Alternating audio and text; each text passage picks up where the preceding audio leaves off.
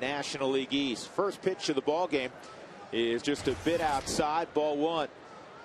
Well, Mr. Hamill really likes the daytime, and in the major leagues, think about this, in the major leagues, this is just not in the National League. Daytime ERA, he leads it with a 110 earned run average. Every month it's gotten better, all the way from April at 5.59 down to July at 3.29. And that's a bit low. 2 balls and a strike. Jason Hamill, I thought, gutted his way through his last performance. He did not have the great location of the fastball, but look at those numbers the last 9 starts. He's going to give one up here to the gap in right center field. And McLeod, who had a triple in the 7th inning yesterday, is going to have another. Well, nope, he's going to shut it down. I thought for sure that was going to be 3 bases. It's a leadoff double instead for McLeod. Not the way Jason Hamill wanted to start. Here's the lineup he will face. Bobby Cox has Martin Prado in the 2-hole again. Chipper Jones in the 3-hole. Garrett Anderson slides up from the 5 spot to the cleanup role this afternoon. Ryan Church in his second ball game with the club after the trade from the Mets. Brooks Conrad, David Ross doing the catching with McCann out of there. Everybody kind of slides up. And Yori Hernandez will play shortstop again for Yunel Escobar. Chris Medlin handles the bat well. He's the pitcher this afternoon for Atlanta. Prado's been a tough out. Fastball's up, ball one. Prado. Yesterday, I go, dude, where'd this guy come from? I don't know. Everything he hits is line drives. He's 5 for 14 in the series. He's 16 for 40, a 400 average on this road trip for the Braves. They're 5 and 4 on the trip. And that pitch misses. It's 2-0. So not the kind of start Hamill was looking for. He gives up a double, and now he falls behind. 2-0 on Prado. Prado will go the other way. Something he's looking to do right here with the leadoff 2-bagger. And he does so. Good stop by Barmes. And the throw is wide of the mark. Atkins, who's playing first today, had to come off the bag. And it's an infield hit. I know Clint's upset with himself because he did the tough part, George, and now it's getting to the ball. A very tough part to get to the baseball because it was hit hard. And I think the one thing that helped right there when it hit the mound, it kicked it back towards Barmes. Otherwise, that ball scoots into center field. Great play by Clint to get to the baseball. Now he's going to have to try to balance himself to make this throw, a snap throw, and it just sailed out of his hand. Good job by Atkins to come off the bag and receive the baseball. Otherwise, over his head, you're looking at a run.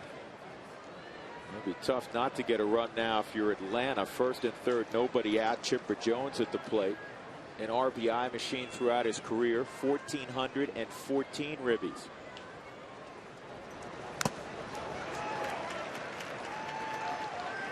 And that one got Torrealba.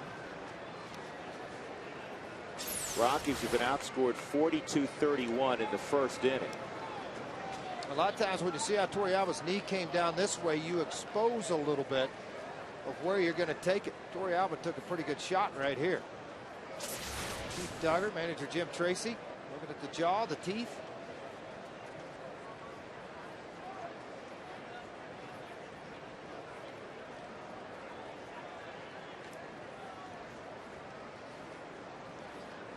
It's fun catching.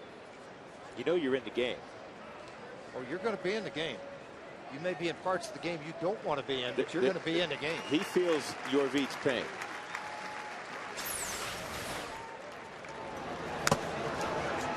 And keep in mind, that's a, 92-mile-an-hour fastball. Then coming off the bat, add a couple miles an hour. Well, you can add more than that. It's amazing when you go down, and I've done this in amateur games, college games, where you hold the radar gun behind home plate, and you go, that was 118? What happens is picking it up off of the bat. So when that ricochets back in.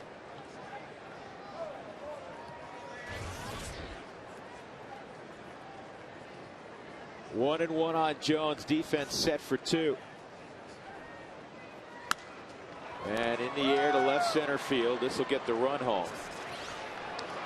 Smith makes the catch, and it's 1-0 Atlanta.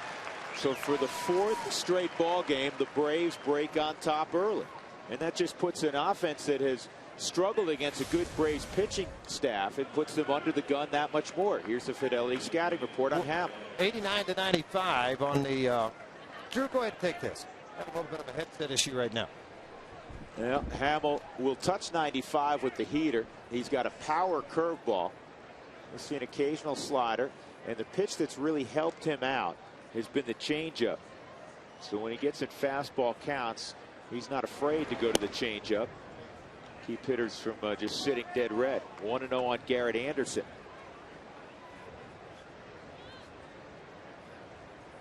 Well, this trend of falling behind, you'd like to put on vacation during the All-Star break, that's for sure.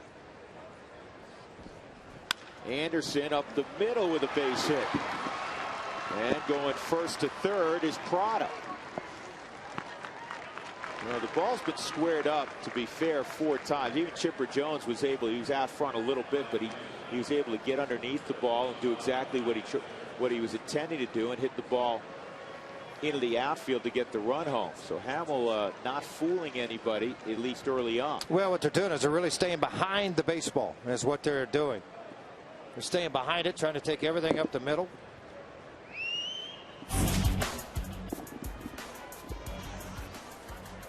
Here's the Rockies defensively, presented by Toyota. Smith, Fowler, and Hop. You'll notice that Atkins is playing for Todd Helton. The reason behind that is not to give Todd an extra day off during the break.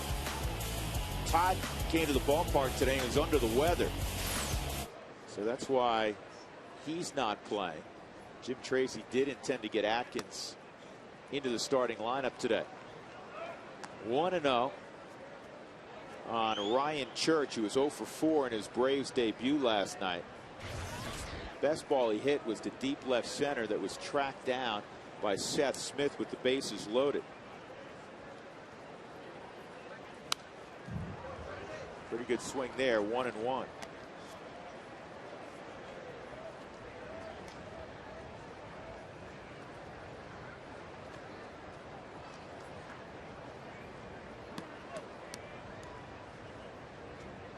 Anderson at first, Prado at third.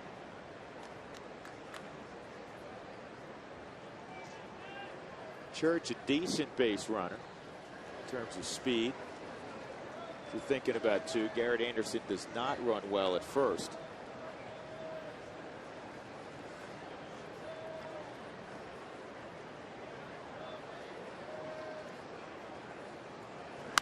On the ground is second. Chance for 2. Good pickup by Barmes, and they're not going to get Church. He got up the line, smelling an RBI, and it's a 2-0 Atlanta lead. Sound familiar? That's what Atlanta produced yesterday in the opening frame. I go back to something I said a moment ago. You just put a little more pressure on that offense that has scuffled of late. 2 for 19 in the series, or at least in the last 2 days, with runners in scoring position. I guess the best news in looking at the deficit is that the Rockies are not facing a Derek Lowe or a Jair Jurgens today, with all due respect to Chris Medlin. Though he has very nice minor league numbers, he is a very young pitcher at the big league level, and again does not have the resume yet of a Derek Lowe or even Jair Jurgens, who is really tough. Breaking pitch misses on Brooks Conrad.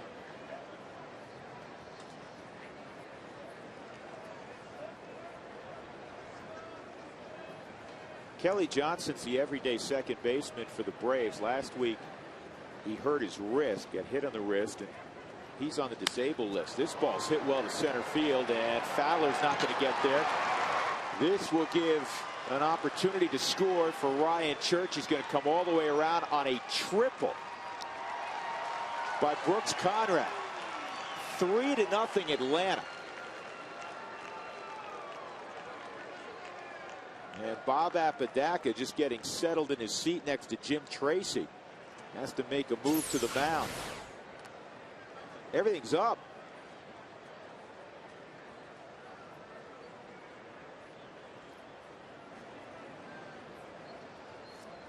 Six hitters have come to the plate.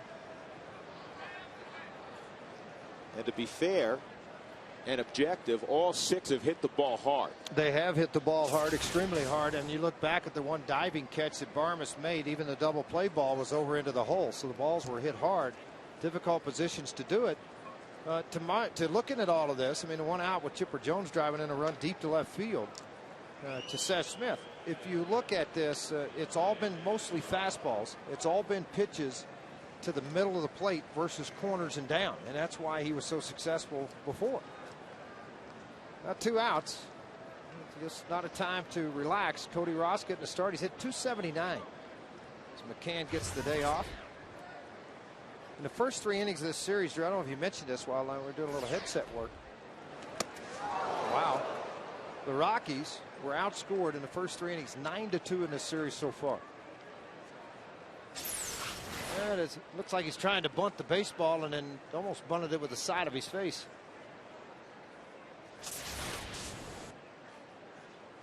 1-0 on David Ross. You got to be careful with Ross. He's one of those backup catchers that when he plays, he has a lot of pop. 6 home runs, 15 RBIs, and McCann plays an awful lot of baseball. This is just his second start on the road trip in 10 ball games. 1 ball and 1 strike. Well, Hamill's splits really get your attention, especially this far into the season. On the road, a 1.97 ERA. That's a strike. At home, an ERA of 7. And it has not been helped by the 3 first-inning runs for Atlanta. 20 pitches in.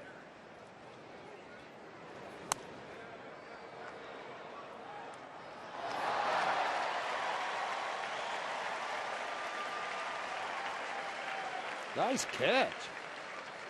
Husband's going, I knew I got the glove in the car for a reason, so I wouldn't get hit. Yep. Nice job. Here's the 1-2. That's inside 2-2. Atlanta's 31-14 when they score first.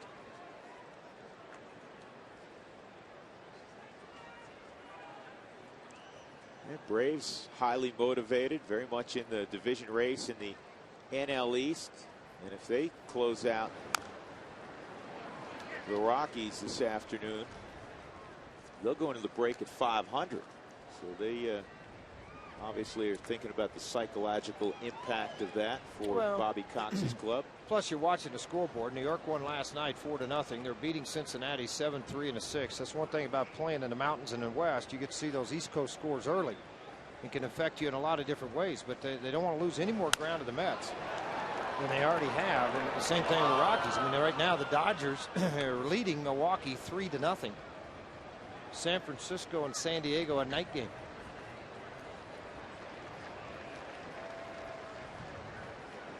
Right now, this is work for Jason Hamill.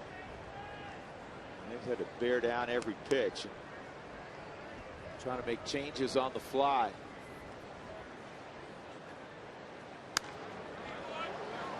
It doesn't help either when you start to struggle a little bit and then you start to make a pretty good pitch and they keep fouling off, fouling off, fouling off. It's an uneasy feeling when you go to the mound and you don't have the fastball command you need to have success in a ball game.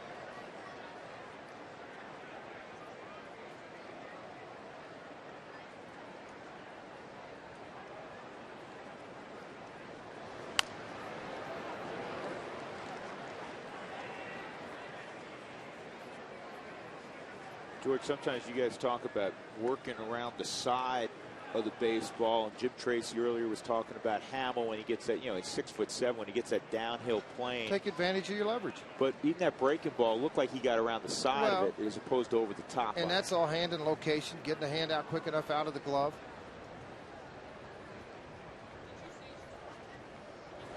2-2 inside, 3-2.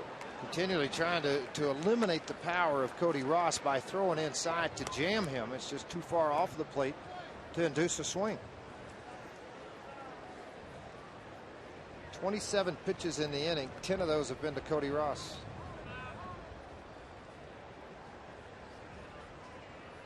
Excuse me, David Ross. Yeah, there is a Cody. Yeah, with Florida.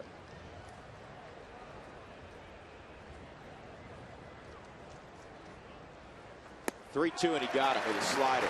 In the inning, 3 runs for the Atlanta Braves on 4 hits. A couple singles, a double.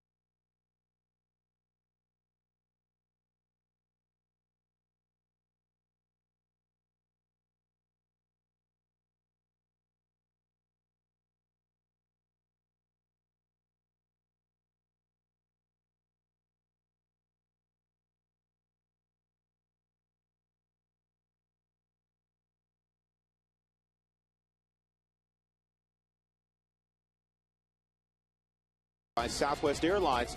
Southwest Airlines is ready when you are. Go to southwest.com, grab your bag. It's on. Well, the heat is on the Rockies, down 3-0 as they take their first turn against Chris Medlin. Take a look at the Southwest batting order for Jim Tracy. Dexter Fowler's been swinging the bat well. He's up top. Clint Barmas next, then Seth Smith for Todd Helton in that 3-hole. Again, Todd is a little bit under the weather. Garrett Atkins will bat cleanup. Brad Hopp in the 5-hole. Then Tulowitzki, Ian Stewart, Yorvi Torrealba, and Jason Hamill. And whenever Helton's not in there, you feel the impact. But particularly of late, Todd hitting .375 on this homestand.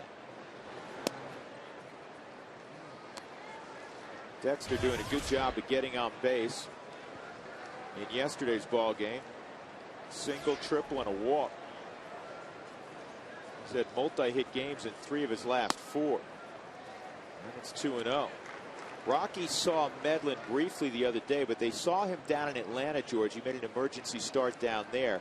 And in 3 innings, the Rockies got 5 runs against him. He also had control issues. Big time control issues. He did strike out 3 in the ballgame, but he walked 5. And that's something he never did in the minor leagues. Only 6 walks in 20 innings down there. 8 hits given up and 24 strikeouts. A record of 3-0 with an 0.45. That was in the month of May. 5-0 overall. He got the call before Tommy Hanson got the call. And against the Rockies, that was his big league debut. That's in there 3-2. Mom and Dad were there, and you could, I mean, his nerves were palpable. I mean, you could easily tell that he was pressing because, as George described, he was a big time strike thrower in the minor leagues. And he walks Dexter Fowler. And you can, off camera, he took the glove in disgust when he caught the baseball. Lead. Yeah. You got a 3-0 lead, and you go out and do this at the start of an inning. You can't stand that, and he knows Bobby Cox doesn't like it. Fidelity scouting report. Pretty true fastball, 87-91. Not a lot of sink, not a lot of tail to it. It stays pretty straight in the strike zone. And the curveball, he'll change velocities, and when he does that, it can get to where it acts like a slider. Typically, it's going to be a high 3/4 break on the curveball. Change up, circle with late fade, 77 to 82 miles an hour. Decent move to first. And times to the plate fairly quick. He's a good athlete out there. In fact, he was originally a shortstop. He was converted. He went to junior college, a couple of junior colleges on the West Coast, and then was drafted. And he was a shortstop, converted into a pitcher. You know, not all that big. He's a little bit under 6 feet. And he falls behind to Clint Barmas. Let's take a look at our Bird Automotive keys to the game, George. Well, I thought this was going into the break, finish on a high note. In other words, win this ball game today. You're already sitting at 5 above. Like to get to 6. Men on base, score. Get some base hits when opportunities present themselves. And right now, does it look favorable with down 3-0 in the first inning? But like to see Houston Street pitch the 9th and get some high fives.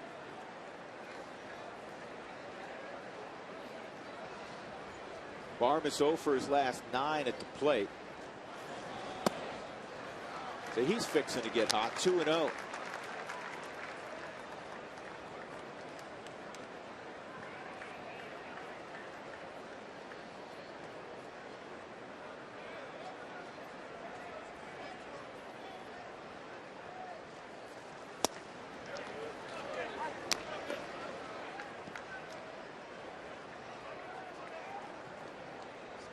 Now, one thing, Bobby Cox, remember when they traded for Kolb, the closer from Milwaukee? He brought him in to be the closer in Atlanta. All of a sudden, he started falling behind 2-0, 3-1, getting beat up in the 9th inning, walking guys, always had traffic on bases. That is the fastest way to AAA with Bobby Cox. He's an old-time manager. He has very short patience for guys that won't throw strikes. I remember that year because the Rockies played the Braves pretty early on, and he shared with us he was not pleased. Not pleased at all. He said, I got to get him out of here. Can't do the job. I got to find somebody else to do it. And really, that year, the Braves had starting pitching. They just didn't have bullpen help. Medlin behind again, 3-2. Seth Smith is on deck. You lead yourself into so many different hitters counts, and if you don't have that overpowering swing and miss type pitch, you're probably going to get hurt in the ball game. Dexter takes off, and the pitch is high. So Bobby probably fixing to start pacing around that dugout. He's going to send Roger McDowell out. 3-0 lead, and the kid promptly walks 2 in a row. Garrett Anderson, Nate McLeod, Ryan Church in the outfield. Chipper Jones, Diori Hernandez, joined on the right side by Brooks Conrad and Martin Prado. David Ross in there for Brian McCann. The defensive alignment presented by Toyota.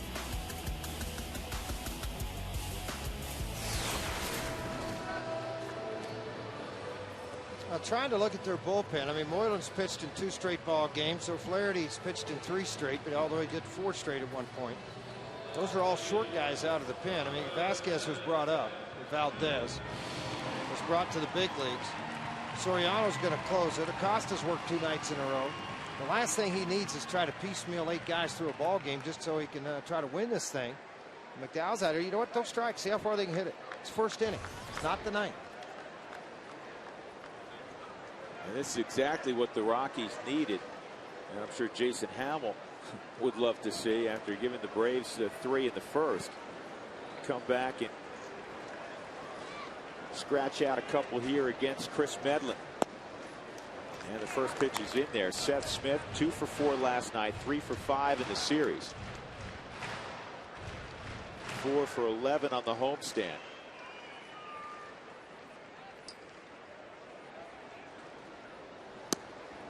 1-1. Seth Smith, and we discussed him in the open, is a guy that has always hit. He hit .369 in Casper in rookie ball after college. .313 career minor league average. And this ball on the ground to second. That's a double play ball.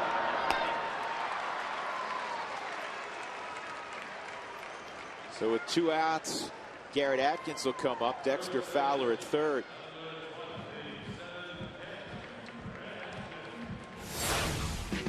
Well, Medlin made his big league debut against the Rockies back in May, and he had a balk. He walked 5, and the Rockies got some timely hits. They chased him after 3 innings.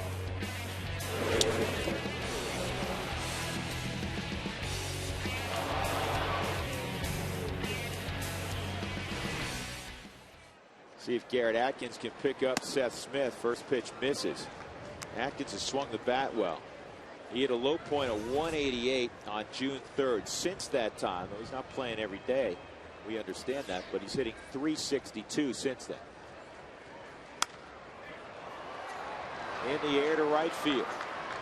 Ryan Church underneath, and the Rockies, sound familiar the last few days? They waste an opportunity. 2 on, nobody out, and they don't score.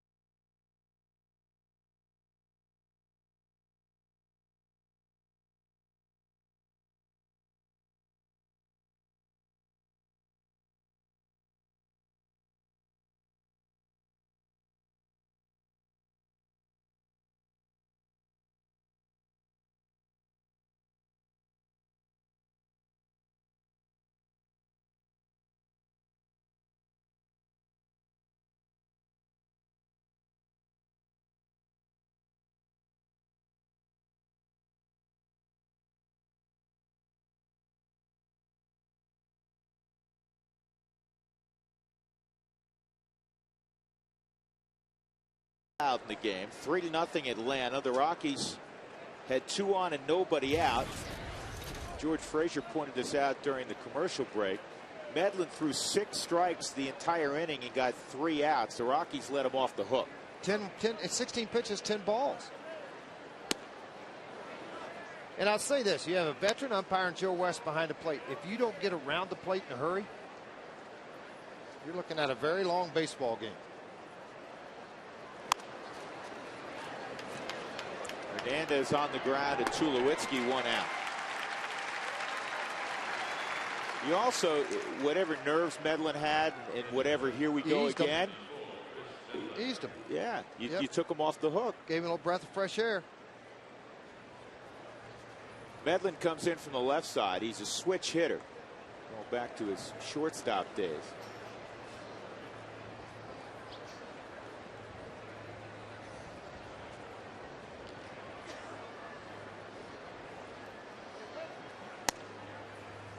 That pitch misses, ball 1.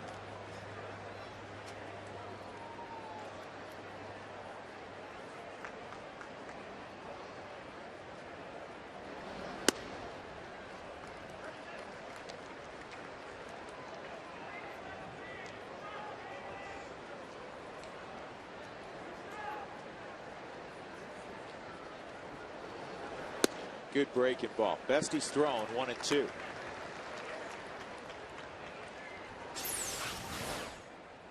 Looking at what he's got to do to have success, although against the pitcher, he did throw a pretty good hook right there. And he gets the strikeout, followed up.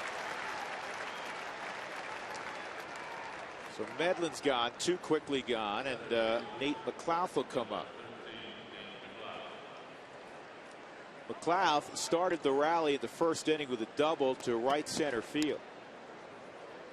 He had a big triple in the 7th inning.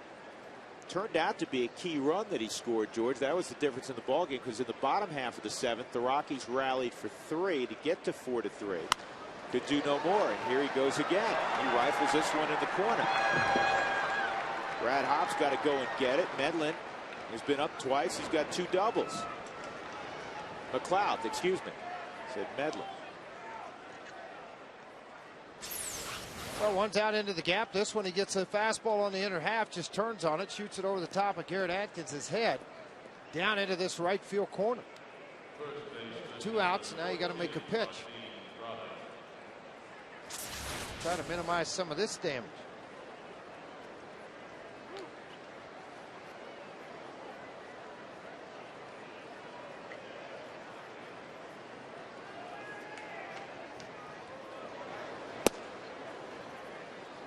That pitch misses low on Prado. He hit the ball hard to the right side. A diving stop by Clint Barmas, and then Barmas threw a little bit wide at Garrett Atkins, so it was an infield hit for Prado.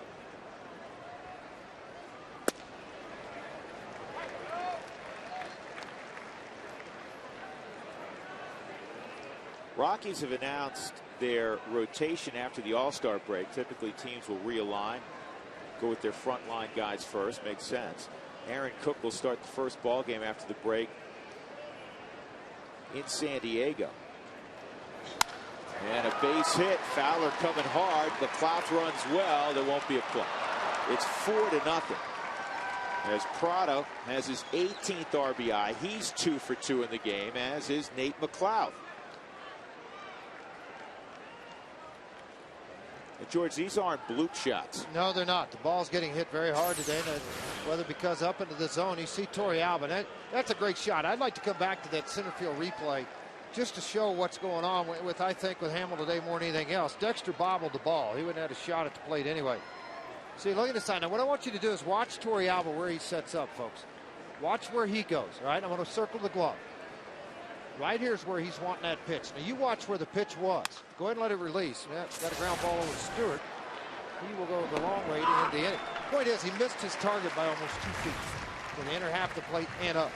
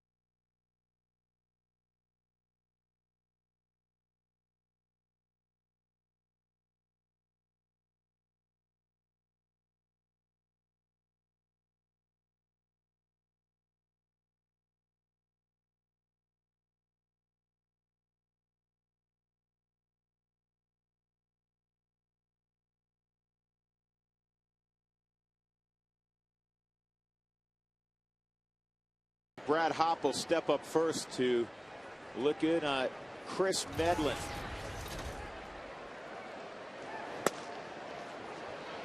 Rockies 5-4 on this homestand, so a win naturally would give them a solid homestand at 6-4.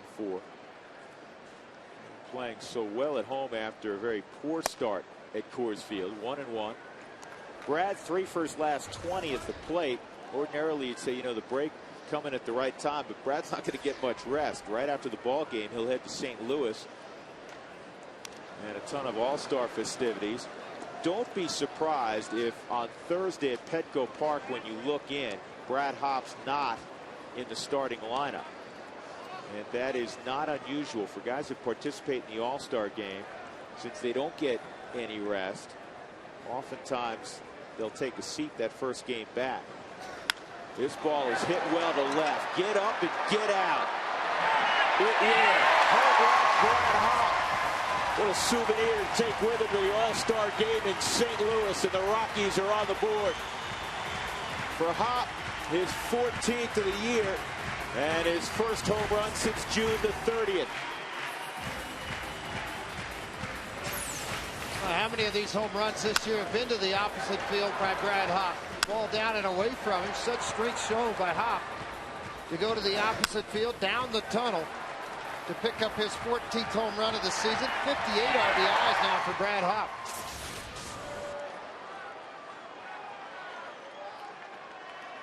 Now Troy Tulowitzki has 3 home runs on the homestand. That pitch is high. Here's something interesting that Dougie's compiled. Our statistician extraordinaire, Doug Marino. Here's the 1-0 fouled off. Career averages after the All-Star break, because we spent a lot of time lately talking about how a number of guys are below their normal level. You know, Tulowitzki, Stewart. Tulo at a 254 average, though he's really picked it up. Garrett Atkins at 231, career 300 hitter. Chris Iannetta below 230, career hitter better than that. Post-break average, Todd Helton leads the Rockies at 342, Seth Smith 314, Garrett Atkins 303, Tulowitzki 299, Spilborgh's 294. I assume that bodes well for the second half offensively. Here's the 1-2, 2-2.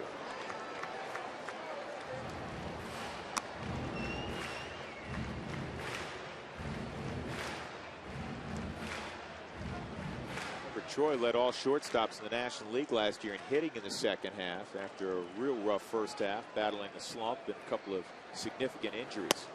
Strike 3. So Medlin, with his first strikeout of the ball game, gets Tulowitzki looking. That'll bring up Ian Stewart. Time for our AAA. How far did it travel? Brad Hopp opposite field went with it, and it went 362 feet. How far did it travel? Brought to you by AAA Travel.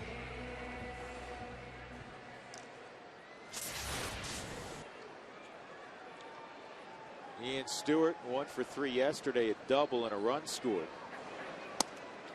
Hitting .269 with a couple of long balls on the homestand. The 16 home runs, second among National League third basemen. Followed behind Mark Reynolds of the Arizona Diamondbacks. 44 RBIs, tied for 5th with Kuzmanov. Kuzmanov nearly 100 more at-bats than what Stewart has. The average, not what you would like to see at 221, but he has driven in a lot of runs. 29, 30 extra base hits out of his 52 on the season. 2 O's in there, 2-1.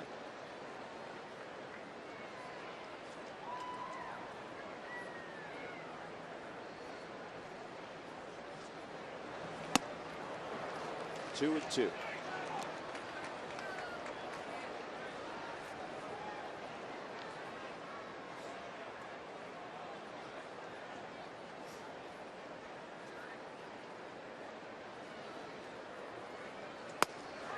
And that's a called strike 3. Time for our first Mike Shaw auto update with Mark Stab. Mark? Drew, we just watched Ian Stewart strike out. Of course, he's at third base. You mentioned the home run totals with Mark Reynolds, and that includes Chipper Jones, too. I asked Ian Stewart if he ever played shortstop because Chipper Jones was drafted first overall back in the early 90s as a shortstop by the Braves. He was in the Braves system as a shortstop along with Vinny Castilla, who was playing short as well. In fact, Chipper Jones only played shortstop in the minor leagues. Well, then he came up. They moved him to third. Vinny was drafted by the Rockies in the expansion draft. Ian Stewart told me he has never played shortstop except as a freshman in high school. When the closer on his high school team was the shortstop, he'd come in from left field and play short. And then Bobby Crosby's brother Blake went to his high school, so he didn't play short at all. It's just popped down the line.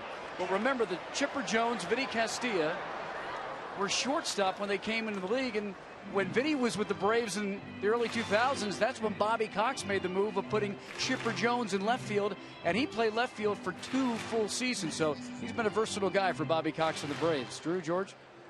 Mark, I think people will find it if you look back on the back rounds of most guys who are right-handed in the big leagues, they played shortstop at some point in time because most of these guys were the best or among the best on their teams growing up and in high school. And typically your best athlete is at shortstop, and then when you get to professional baseball they move. Medlin was a shortstop. Great number of Latin kids who have wonderful arms sign as shortstops, and if they don't hit, they take a look at them on the mound. Ismael Rogers, the Rockies in AAA. Ball 4. No, it's called strike. Victoria Alba gets the call back. Well, he got the call back. Looked at Joe West, kind of touched the chest. My fault. He knows he's got a veteran guy back there that will expand when he feels like you may have shown him up a little bit. And watch your V. See, take chest, look at him. Taps himself in the chest. And that's to show respect for Joe West, who's got to work back there and help his pitcher. Saved him a strike right there, didn't it, George? Yep, absolutely. Borderline pitch called ball 4. So that'll get Hamill to the plate here in the second inning.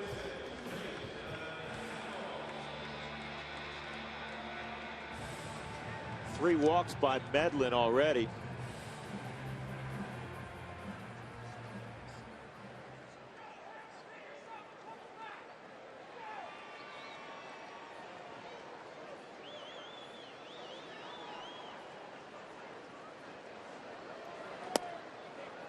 That pitch misses. 38 pitches in for Chris Medlin.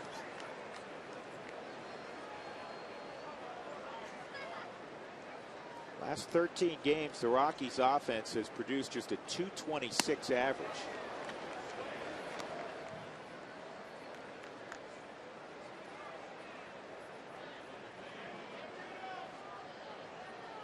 However, they've been winning their fair share of games during that time. This is in the air to right, down the line, and McLeod is not going to, excuse me, Church is not going to have room to make the play.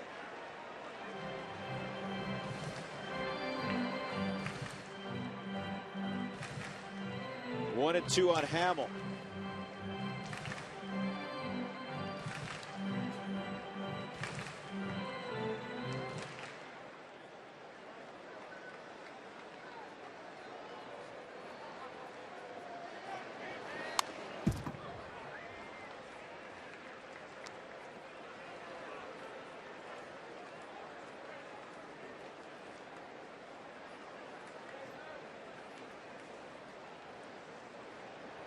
Hamill was born in South Carolina, grew up in the Pacific Northwest, and he has himself a knock to left. Torrealba to second, and that'll bring up Dexter Fowler. Maybe a chance to steal a run here.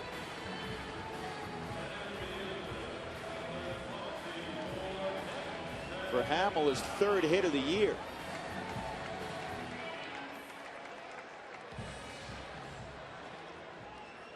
Well, Dexter has come through a lot more with 2 outs and runners in scoring position, 281, than he has with less than 2.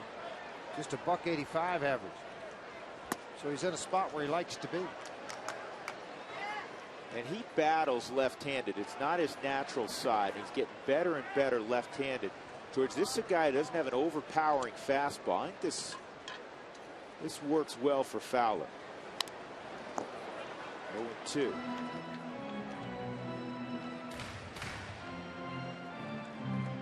Dexter's splits 251 from the left side. He gets far more ABs there. 280 on the right side.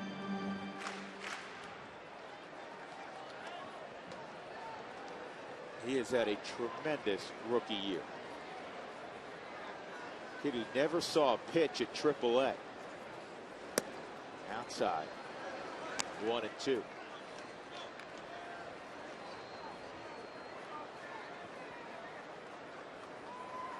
And a real good eye from both sides of the plate.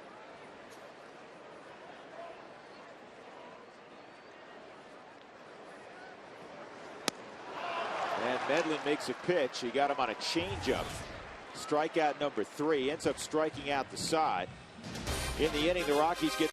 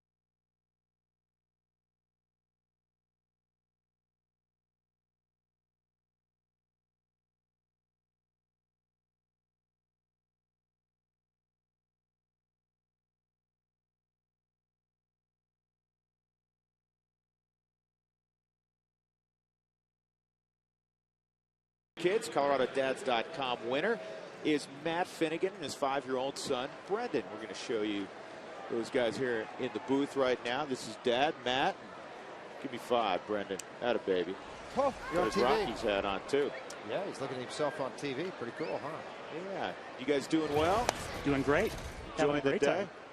Well, hopefully you bring the Rockies some luck. It's been a slow start today. Rockies have played from behind in all 4 ball games with the Braves this series. They won on Thursday, lost on Friday night and last night by a 4-3 score.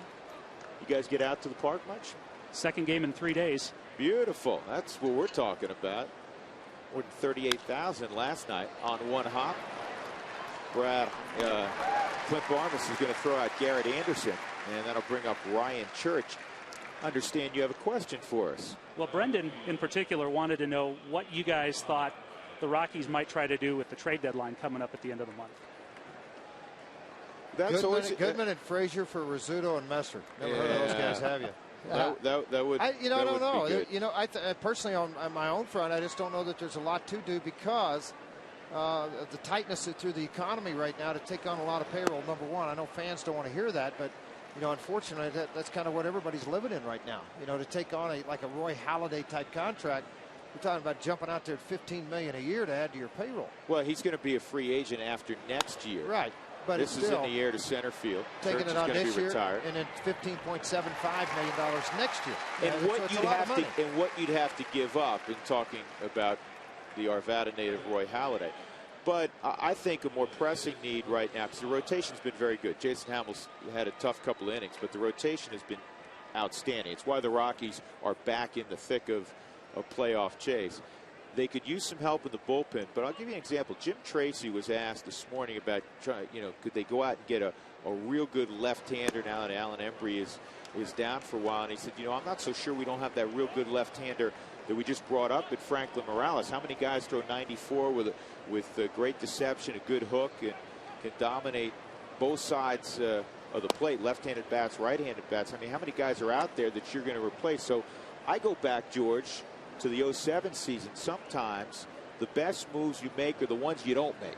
Well, I'd agree with that. I think the one thing that's going to be hard to find out about Morales is, can he go back-to-back days when you may need him back-to-back, like an O'Flaherty come in to get the two tough lefties to get you out of that inning on back-to-back days. Time will tell as you get deeper into July and early August of whether he can handle that situation, whether his arm can handle it. Here's the 2-1 on Brooks Conrad, and he fouls it off. Well, and it seems amazing that the Rockies have been able to do this without Jeff Francis. What a big lift that would be right now. Holy cow. That would be huge. He's actually playing catch in the outfield now, playing for about 60 feet and doing pretty well. Don't look for him to be back this year, but he is feeling well. And he's at the home ballpark every day the Rockies are around. There he is. And this ball is rifled to right, a base hit for Conrad. A single to go with the triple he had in the first. And that'll bring up David Ross.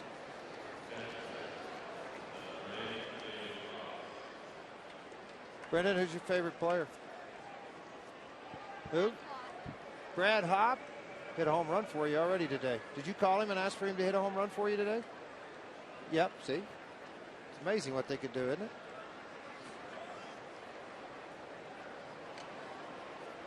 You know what he really likes to do a lot? Fish. He loves to fish. Who else likes to fish? Daddy likes to fish. This is looped to right center field. It's going to drop. Conrad's going to go to third. Ross a base hit. And here comes Diori Hernandez.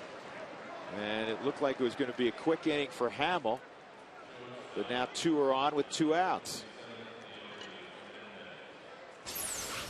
Well, let's look at the location once again. See, I mean, it's a fastball. Anytime you see your catcher reaching back a lot, moving the glove away from his position of it, ball wasn't hit hard, but it was hit hard enough to fall into the outfield. But it's a matter of, you mentioned early in the game, Drew, of him missing location with his fastball. It's missing the inside-outside part of the plate of where they're trying to pitch. Hernandez grounded to short his first time up. Not much of an average at 143, but he doesn't have a ton of at-bats at the big league level. I will tell you that in the minor leagues this year, he was dominant. He hit .355 in AAA in 29 ball games. 39 ball games he played for Gwinnett County this year. He hit 33 of them. And this is a slow roller, tough chance, no chance for Stewart. Another run comes in. He's forced to go bare hand there because Hernandez runs well. And I don't even know if he comes up with that cleanly if Stewart's going to have a play. Well, I think that's the key to it right there, because there's 2 outs in the inning. He's behind the bag 8 to 10 feet. So for the distance to him to come get this baseball is very far. You can see he's 8 to 10 feet back, going to come in and try to bare hand position and make the throw. But Hernandez, let's watch where he is when the ball is contacted. See, he's almost 3/4 the way up when Stewart got to the baseball. It would have to have been a perfect play for Stewart and Atkins to complete. Well, a Texas leaguer and then a dribbler, and it costs Jason Hamill and the Rockies another run. 5-1, they trail. And Jorge De La Rosa is the other option for the Rockies in a long haul capacity. Because of the All-Star break, De La Rosa was put down in the bullpen yesterday. He will not make a start until a week from Monday back here at Coors Field when the Rockies take on the San Francisco Giants, or excuse me, the Arizona Diamondbacks.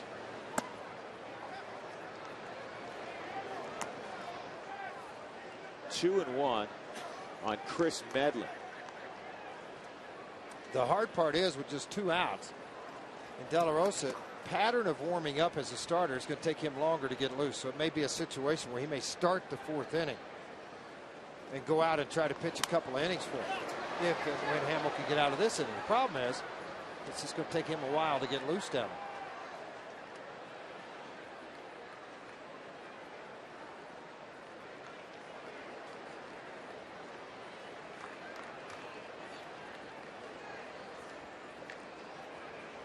not good when the opposing pitchers got 2 at-bats in the 3rd inning. And this is toward Barmes. Rockies will get to the dugout, but with 2 outs, there were 3 straight hits. Hernandez knocks in the Braves.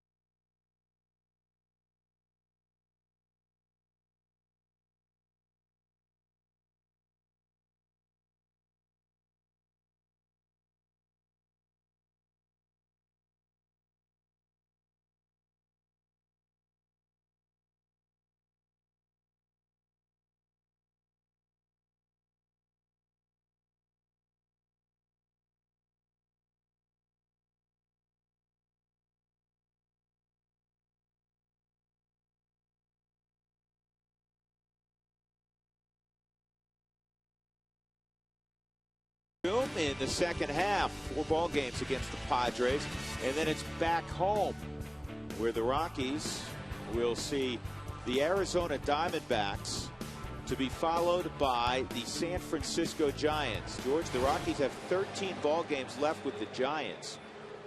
They begin play today 3 behind the Giants in the division and thus the wild card. Giants may have a major blow last night. Matt Cain was hit with a line drive in the elbow. Had to leave in the 2nd inning. And they said try to throw 1 pitch. He threw it, but it went all the way up on the screen. So they took him out of the ball game immediately. No results from X-rays. Yet to be determined. Day to day. This ball down the 3rd baseline. Clint Barmes will have himself at least a double. Garrett Anderson had to get it out of the corner. So a leadoff double for Barmes in front of Seth Smith. How about defensively? I'm not really sure why Chipper was where he is. Look at him all the way up here on the grass. I guess they maybe lead off bunt, try to get a guy on, do what he can do, but he had no play on this baseball. Not that he would have. If he's playing deeper, you don't know that, but really limited range here. Playing that tight up on the grass, and a leadoff double for Clint Barmes.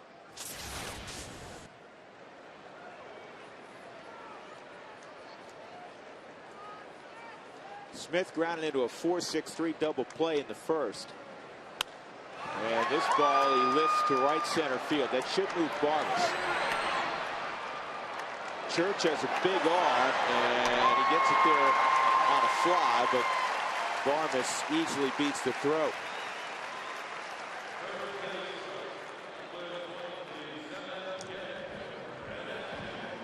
And Garrett Atkins will come up.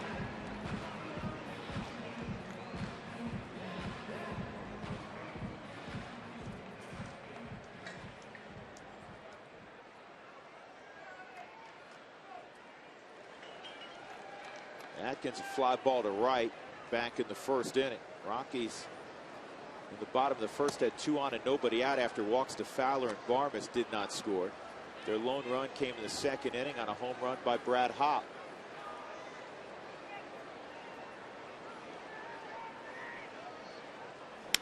And This ball toward the hole and on through a base hit for Atkins, and the Rockies have their second run. For Garrett Atkins, his 28th RBI, third hit of the series at 4 ABs. Now watch it defensively. I mean, really, Chipper Jones is playing pretty even with the bag at third base. So now you reduce down range at third base, and with Atkins, a right-handed hitter up, sets right on top of this off-speed pitch and it rode right back to the middle. Really missing spots. Both pitchers, Medlin and Hamill, and he's able to shoot it through the hole and bring Barmas to the house. 28 RBIs now for Garrett Atkins.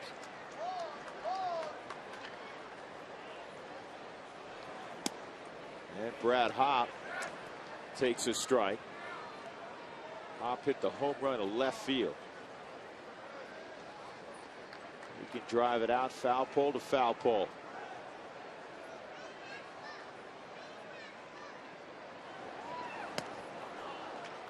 Oh, and 2 on Hopp. Here's the home run. Opposite field fastball, up out over opposite field, opposite side of the plate, I should say, on a fastball, and then he just made it pay for it.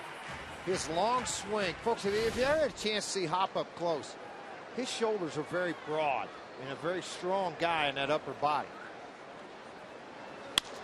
On the ground is short. There's one, and the double play is turned. In the inning, the Rockies get another run, a leadoff double by Barmas, and Garrett Atkins cashes them in. 5-2 Braves.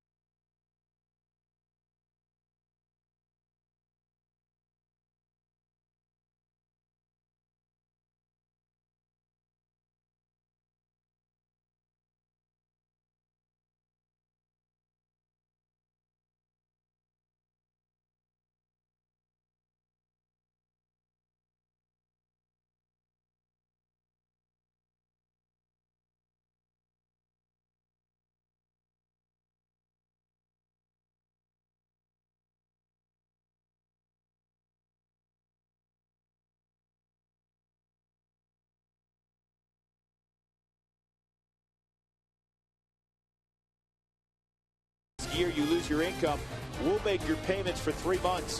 By Geico, 15 minutes could save you 15% or more on car insurance. Visit us at geico.com or call 1-800-947-AUTO. By Dex, take the sport out of finding local information with Dex and print online at dexknows.com. And by Birch Chevrolet, where the 09 Chevy Silverado Crew Cab 4x4 is less than $26,000. It is 5-2 Atlanta. Jason Hamill is gone after 3 innings. The Rockies will turn to Jorge De La Rosa, again working out of the bullpen for a couple of days with the All-Star break pending. And this call to the pen is brought to you by Comcast. Call 1-800-COMCAST. De La Rosa will try to settle the bats down. It was a rough outing for Hamill. He was hit very hard. He gives up 5 runs. All of them earned on 9 hits. Well, the left-hander coming into this ball game after 17 starts. The record is 6-7. The earned run average has been a steady downward plane. 98 strikeouts in 95 2/3 innings. It's good that he has the ability to get a little bit of work. It's not good. It's in a 5-2 ball game, trailing. But George, as you like to say, sometimes when you throw long relief, you have an opportunity to get a win. Well, you do. It's great. It's a great job to have down in the bullpen, because if you got a potent offense that can score late in games, and right now I think Bobby Cox just trying to get enough going for his ball club to get Medlin through 5, and then we're going to see him piecemeal his bullpen together. And I think that's the same thing with De La Rosa. If he can go out and give you the 4th, 5th, maybe 6th inning before you got to get in the bullpen and maintain the game where it is. Hey, looking for a perfect place to hang out. Coors Field has it. It's one of the suites. Whenever you call, buy the one, make sure you ask for about the other one. You get free. Free. Doesn't cost you a dime. 303-312-2444 to reserve your game day suite. 2-1 on Nate McLeod. 3-1. McLeod 2 doubles in the ball game. 2 runs scored. Last relief appearance for De La Rosa, August 12th of last year. And he has been pitching exceptionally well in the rotation. Pop foul and out of play. Plus, you look at what's done most of the damage in this ball game. It's been McLeod, left-handed. It's been Chipper Jones, left-handed. Garrett Atkins, left-handed. Church, left-handed. So if you're going to try to freeze the game right now at 5 runs, you bring a left-hander in to face those guys. Of course, Chipper will turn around to the right side, but be able to handle those other gentlemen swinging the bat.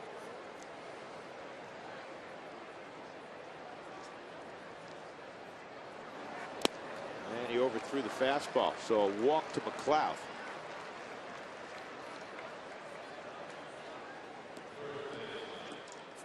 That'll bring up Martin Prado, who's 2 for 2. He has an RBI single in the 2nd inning, and a single and a run scored back in the 1st.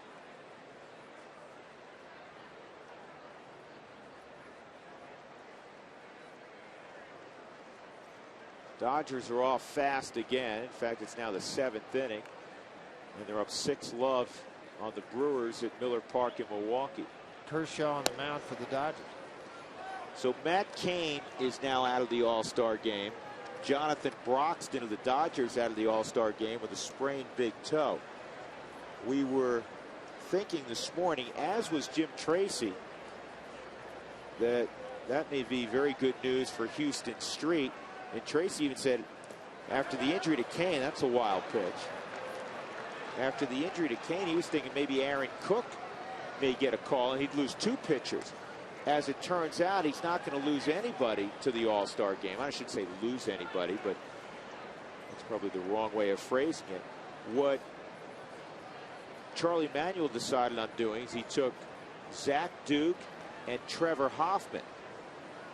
So Zach Duke goes to the All-Star game for the Pirates, and Trevor Hoffman, the all-time saves leader, who's had a very fine season for Milwaukee, gets the call.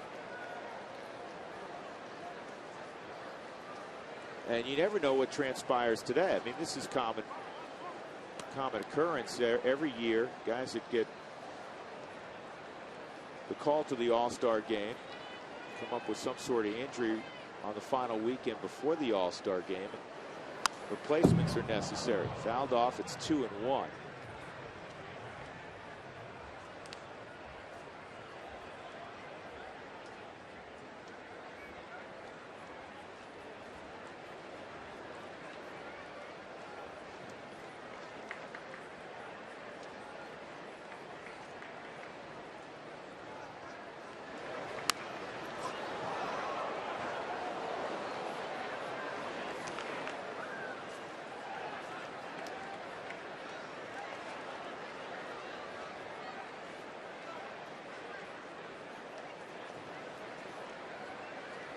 Great crowd.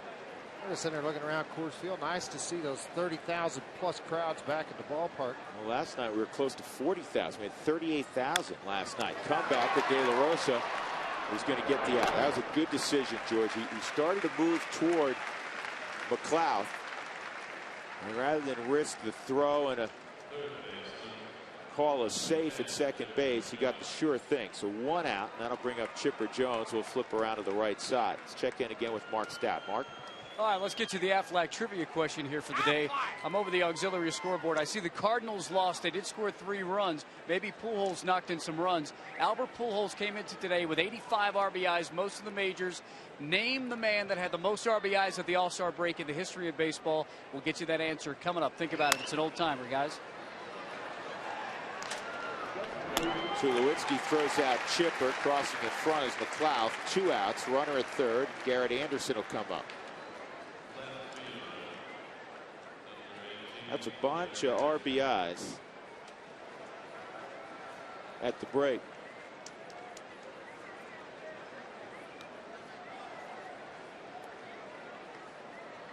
One thing you got to be aware of here with Toriyama is to make sure you block the ball, that hard slider down in the dirt with Anderson up at the plate, because De La Rosa leads the Rockies with wild pitches with 5.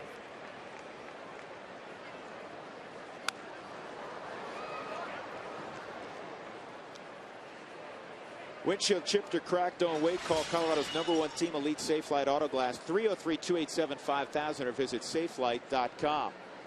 0-1 count on Garrett Anderson. A single and a ground ball to second. Swung on and missed. It's 0-2.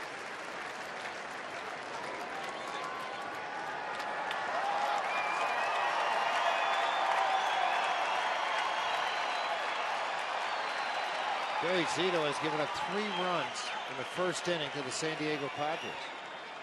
Huh.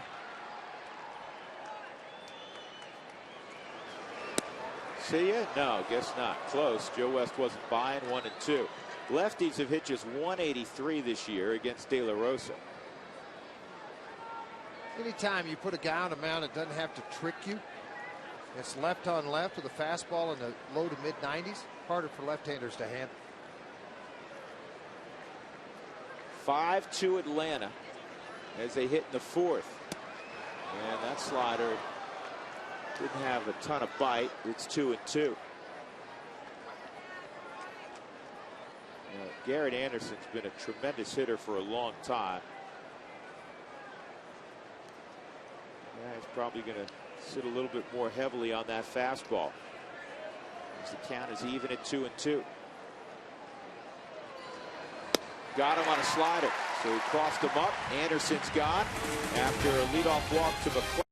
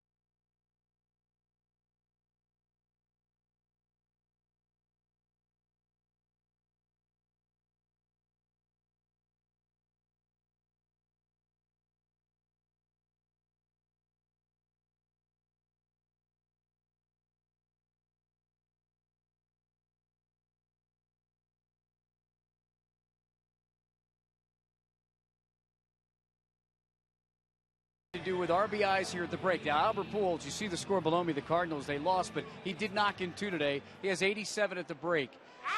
The most RBIs of the All-Star break, you got to go back to 1935. Hank Greenberg had 103 RBIs at the break. He did not make the All-Star team, but he would finish with 170, the AL MVP award, and he'd be in the World Series with the Tigers that year. Guys? Okay, how do you not go when he had 103 RBIs at the break? I've read different things about that, and at first glance, I think a lot of people would think there's anti-Semitism involved. And one of the things I've also read about it is back then the manager chose all the All-Stars, and his manager, Mickey Cochran, chose that year.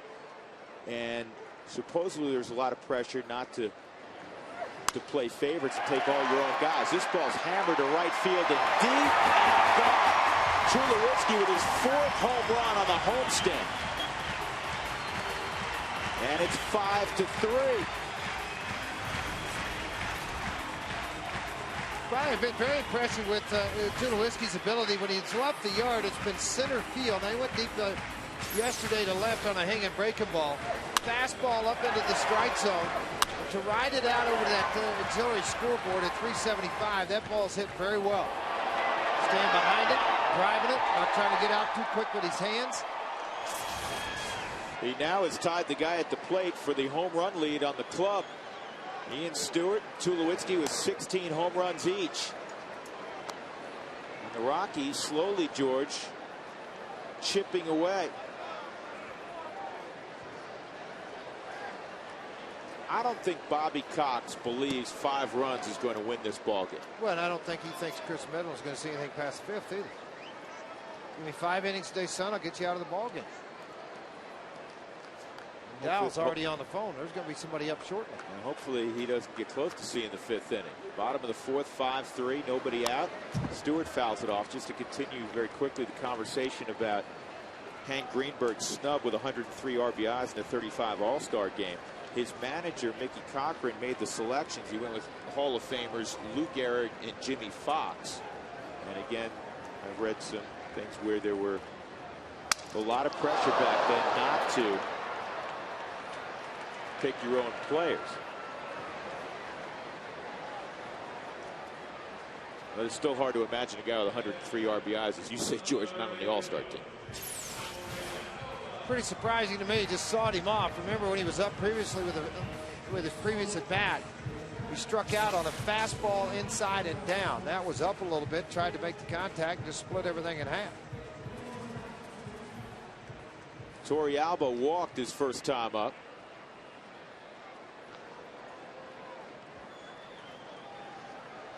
The Rockies,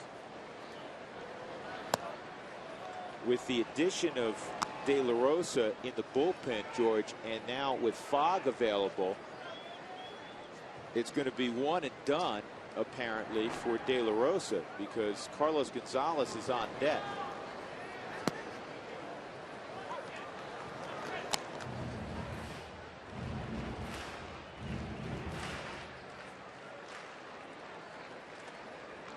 Unless Torrealba makes an out, and then it looks like he's going to, and then he may call back Gonzalez and say, you know what, let's not burn somebody here with 2 outs and nobody on, and that's what's going to happen. Sure is.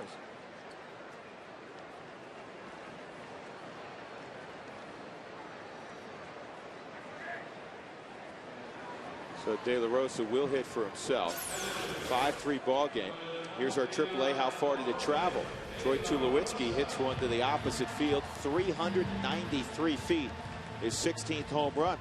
How far did it travel is brought to you by AAA Travel.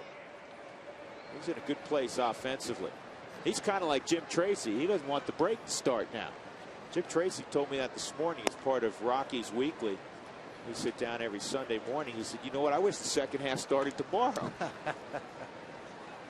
Well, when everything's going good, hey, there's Schultze. He's down in the dugout, hiding down there, watching a little bit of the baseball game. Don't see him down there very often. You know, it's nice, Drew, as a player to get that break for that short span, but when you're going good, you just keep playing.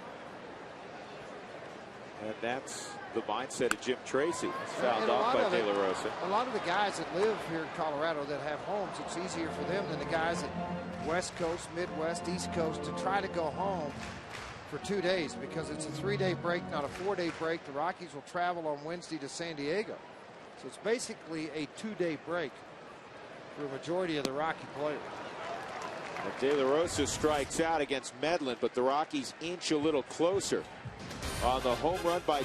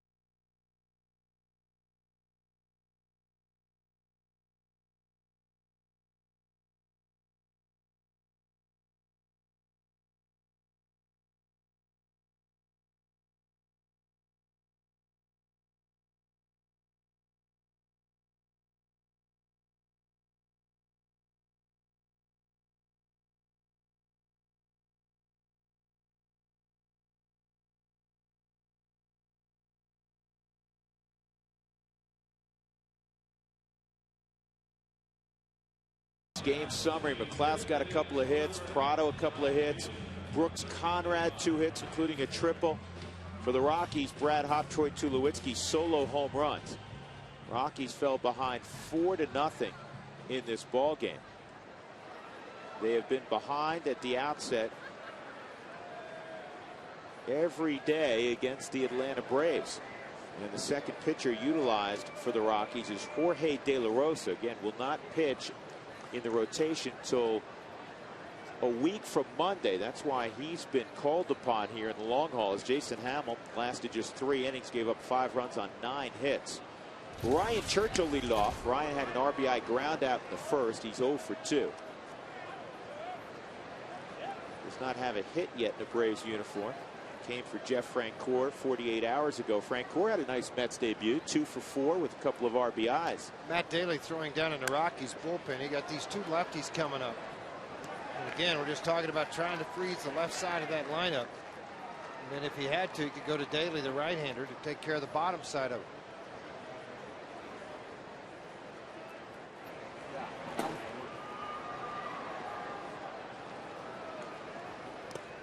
If you're the Rockies, you'd really like to get after Medlin naturally and do it before you get into the late inning guys of Atlanta. Because I think he's got one more inning.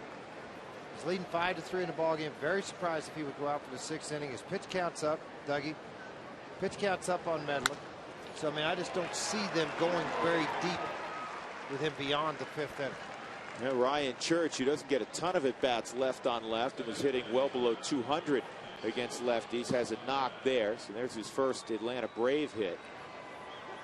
Brooks Conrad coming up. Our Geico quote of the day from your old friend Yogi on analyzing the strengths of National League batters before an All-Star game. You guys are trying to stop Musial in 15 minutes when the National League ain't stopped him in 15 years. Yogi. Well, he's right. Yeah, he was right.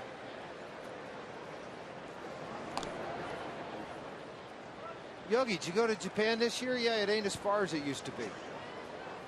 Really? Did they move it closer? The plane goes faster, George. You gotta think along with Yogi. He cracks me up. I love the Aflac commercials with the duck and Yogi. Those are classic. 1-0. One of my all-time favorites is Too Short. Nobody goes there anymore. It's too crowded. None of his crowd goes there anymore.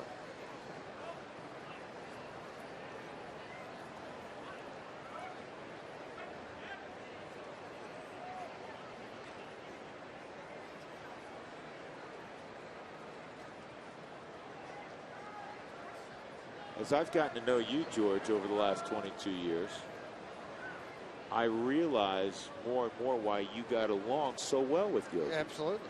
Communicate at the same level.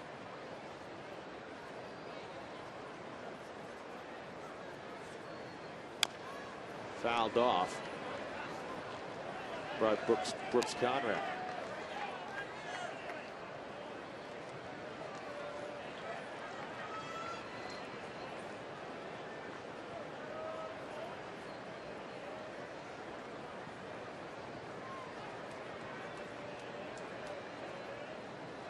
Rockies led the top of the order in the bottom of the 5th inning.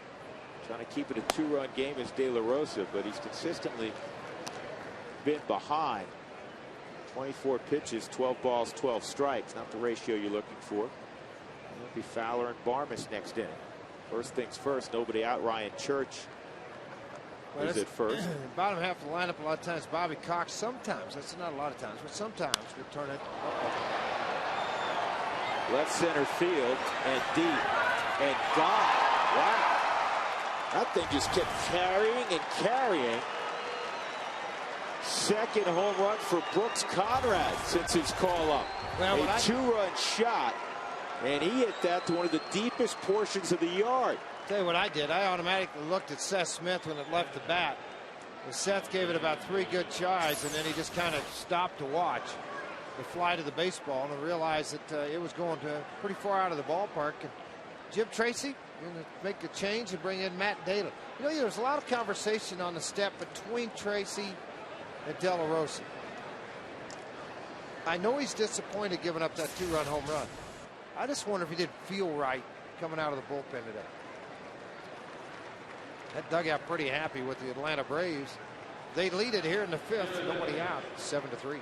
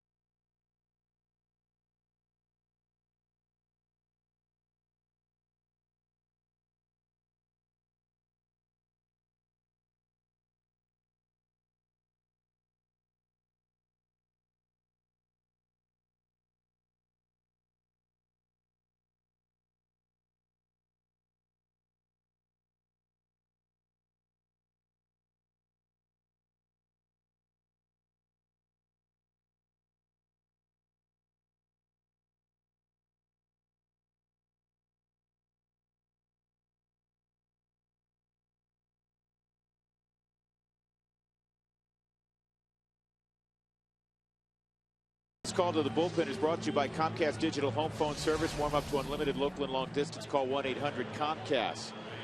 So Matt Daly comes on with nobody out in the 5th inning. De La Rosa pitches 1+, gives up a couple of runs on a couple of hits, a walk and a strikeout.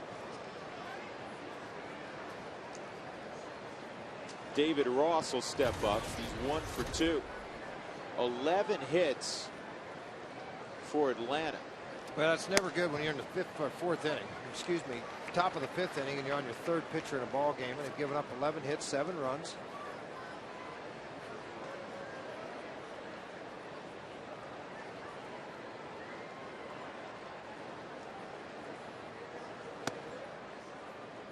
One ball and 1 strike.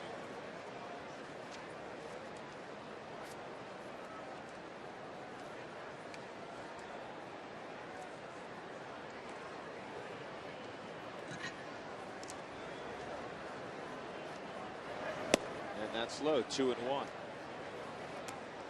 Atlanta, like the Rockies, came into the ball game middle of the pack in terms of batting average in the NL. They're at 260. The Rockies 258. The Dodgers leading, not surprisingly, at 275. Brian Snitker has to get out of the way. Next, a couple teams that may surprise you. Houston at 268 in the National League. I wouldn't have thought that. Though if you think deeper, you got Tejada and Pence who are swinging the bat well. Yep. And after a very slow start, Lance Berkman's come on. That's the one bad. He and Carlos Lee in that lineup can make that thing jump in a hurry, and then particularly the long ball. Yeah. The Mets are tied with Houston at 268. I never would have figured that. Yeah, but they got what, 3 guys out of the lineup? Beltran, Delgado, and Reyes. I mean, that's 3 pretty big bats, not swinging. Here's the 2-2. Down the line. Good stop by Stewart. A nice pickup by Garrett Atkins. That was Helton-esque. Nice little pickup by Garrett Atkins. First out of the inning. All about having relaxed hands on both ends. This is a tough hop on Ian Stewart and plant the back foot and the long throw over. And then Garrett Atkins having relaxed hands and anticipating the fly of the ball at the hop.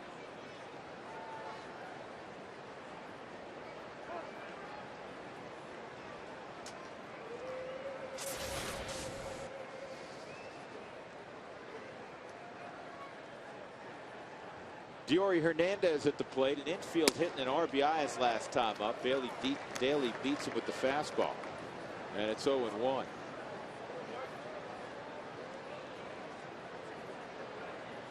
Rockies second in the all-important runs category in the National League. 2 behind the Dodgers right now.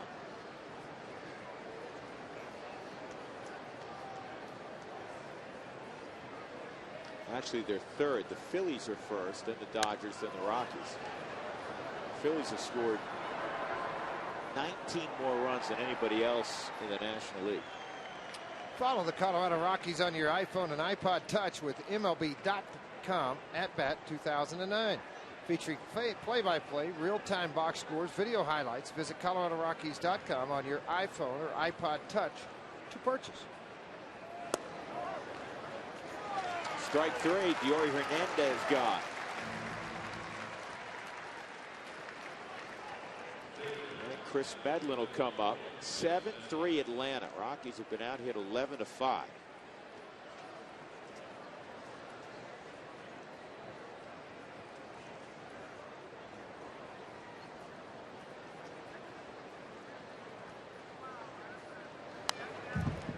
Kind of with Bobby Cox, George. The more I look at this Braves team, not great offensively by any stretch, but solid enough. And with that pitching staff, the starters they can throw out there in the bullpen, they're going to have something to say about the NL East. Well, Hudson's real close too. We talked about that last night. Tim Hudson is very close to getting back and being 100%. He threw a simulated game the other day. He threw in a bullpen yesterday.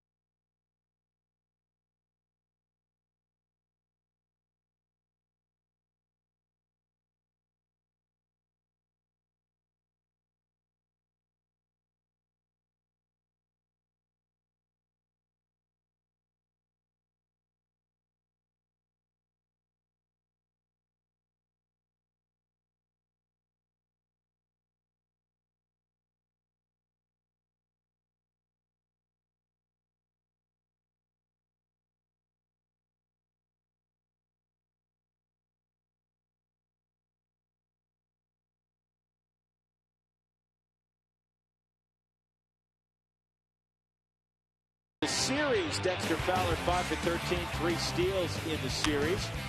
Here's our job done right player of the series, presented by the Colorado Association of Mechanical and Plumbing Contractors. To have your next building or service project done right the first time, visit mpccolorado.org. And Dexter will lead things off here in the 5th inning. Rockies trailing by 4 runs again. On the Tulowitzki home run last inning, they closed to within 5-3, but then Brooks Conrad hit one out over 400 feet against De La Rosa.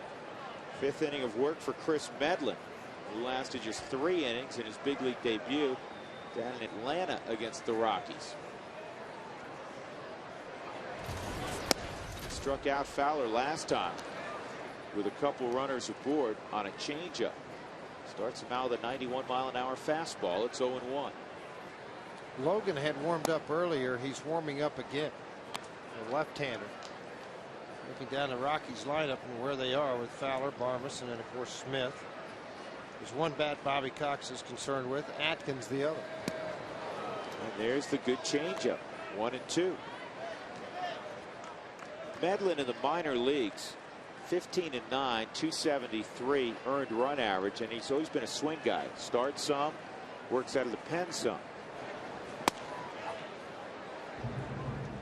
Last year in Double-A, 17 starts, 19 out of the pen. Well, one thing that they do too in the minor leagues, and I'm not sure the Braves do this, the Cardinals are pretty adamant about this, Drew. They will piggyback a lot of their starters. Meaning, in other words, one game you work as a starter, you get your start preparation like that.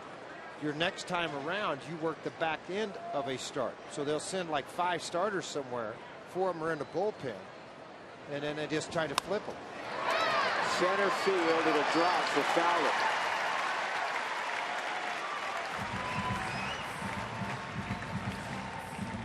That'll bring up Clint Barmas. Home RBIs in 2009, the subject of our Firestone leaderboard. Clint Barmas with 29.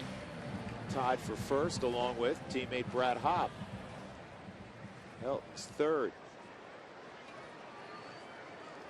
Rockies all over that category.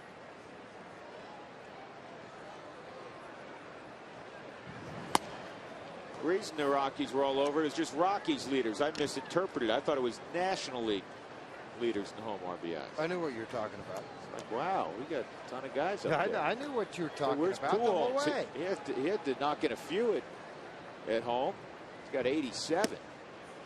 That's a strike also. It's 0-2. Barmas will walk in a double down the left field line. Medlin's been able to do a couple of things in this ball game to really save him. 2 double play balls. No outs after a couple of walks early in the ball game. Double play ball. That hit him. Good job by Barmas. 0-2 fastball coming down the inner half of the plate. I mean, just trying to create a little bit of a nightmare for yourself here. Medlin's doing just that. Bobby Cox said, you know what? I've sat over and watched 75 pitches. We're only throwing 45 strikes. I'm going to go to the bullpen and get you out of here. Plus pitch counts. Trying to watch it a little bit. He's going to leave. He won't get the win in the ball game. That's the hard part. He knows 2 of the next 3 for the Rockies were on the left side. One thing Jim Tracy did after seeing O'Flaherty for 3 days, he split up his lefties today. Atkins between Smith and Hobb. So Medlin gone after 4+. He has a 7-3 lead, but no chance to win the ball game.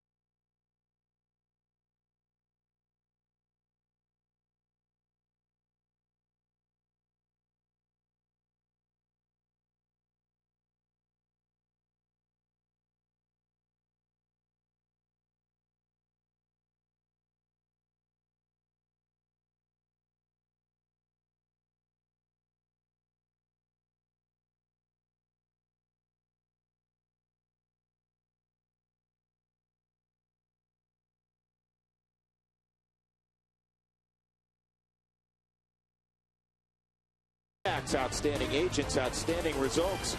And by Taco Bell, think outside the bun. 7-3 Atlanta, bottom of the 5th inning with George Frazier. I'm Drew Goodman. Mark Stout working the ballpark today. Boone Logan, the former White Sox, is aboard. One of 3 left-handers that the Braves have down in the bullpen. All are very effective. It looks like O'Flaherty may not be available today. Now Logan throws very hard, George, but at times he has control issues. The one thing you look at, and this is probably why Bobby Cox ran him in here. First batter retired, 5 for 5. Inherited runners. He's had 5 that he's inherited. Only 2 of those have scored. Fowler at second. Barmes hit on 0-2 pitches at first. Dexter had a base hit. Dexter, by the way, against his hometown club, hitting .323 this year.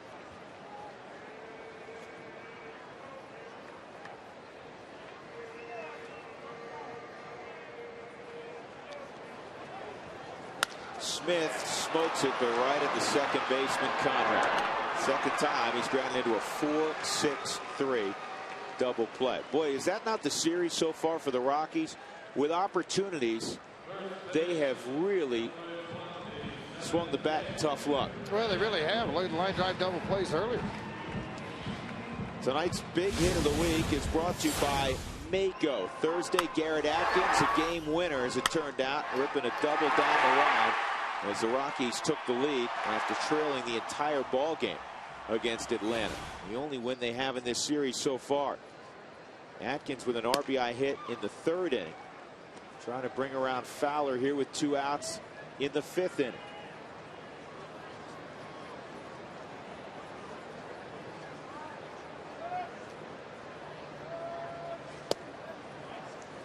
One ball, one strike.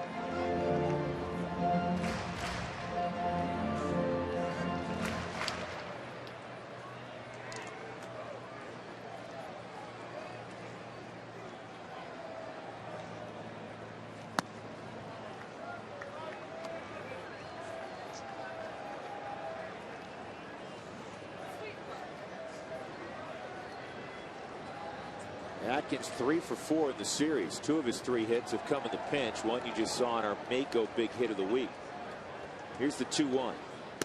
And the breaking ball's outside. 3 balls and a strike. Logan may be real careful here because he's got a left-handed bat in the on-deck circle, but that left-handed bat is all-star Brad Hopp.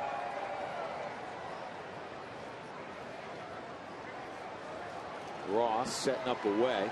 And the fastball catches the corner at 94. And they stack up the good left-handed arm. So Flaherty throws 92, 93 with a nasty slider. And of course, Mike Gonzalez has been a closer a good portion of his career. Yeah, kind of all over the place. So it doesn't have real good fastball command. Not like these 2 guys. These 2 guys here are nasty. Not quite like the Cincinnati Reds nasty boys, but they're nasty. And versatile, George. They're not the typical left-handed situational guy where you just throw them against left-handed bats. I mean, they have enough fastball, plenty of fastball. You can go after them with right-handed bats also. Well, and that hard breaker too. You can put it under the back foot. They have a pretty good combination location of that too. And this is on the ground to short. A lot of ground balls. First to his veteran, and now in relief, Boone Logan does a terrific job getting at it.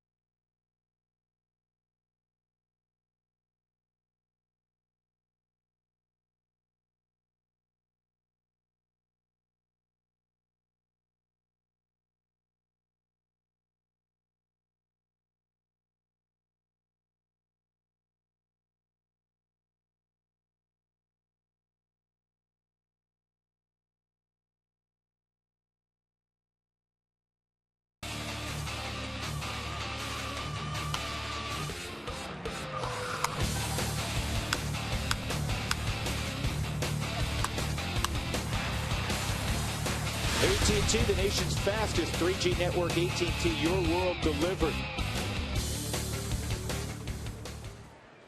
Nate McLouth up for the 4th time in the game, and he swings and misses at the first pitch from Daly. Second inning of work for Matt Daly, the Bucknell graduate. McLouth, 2 doubles and a walk in the game.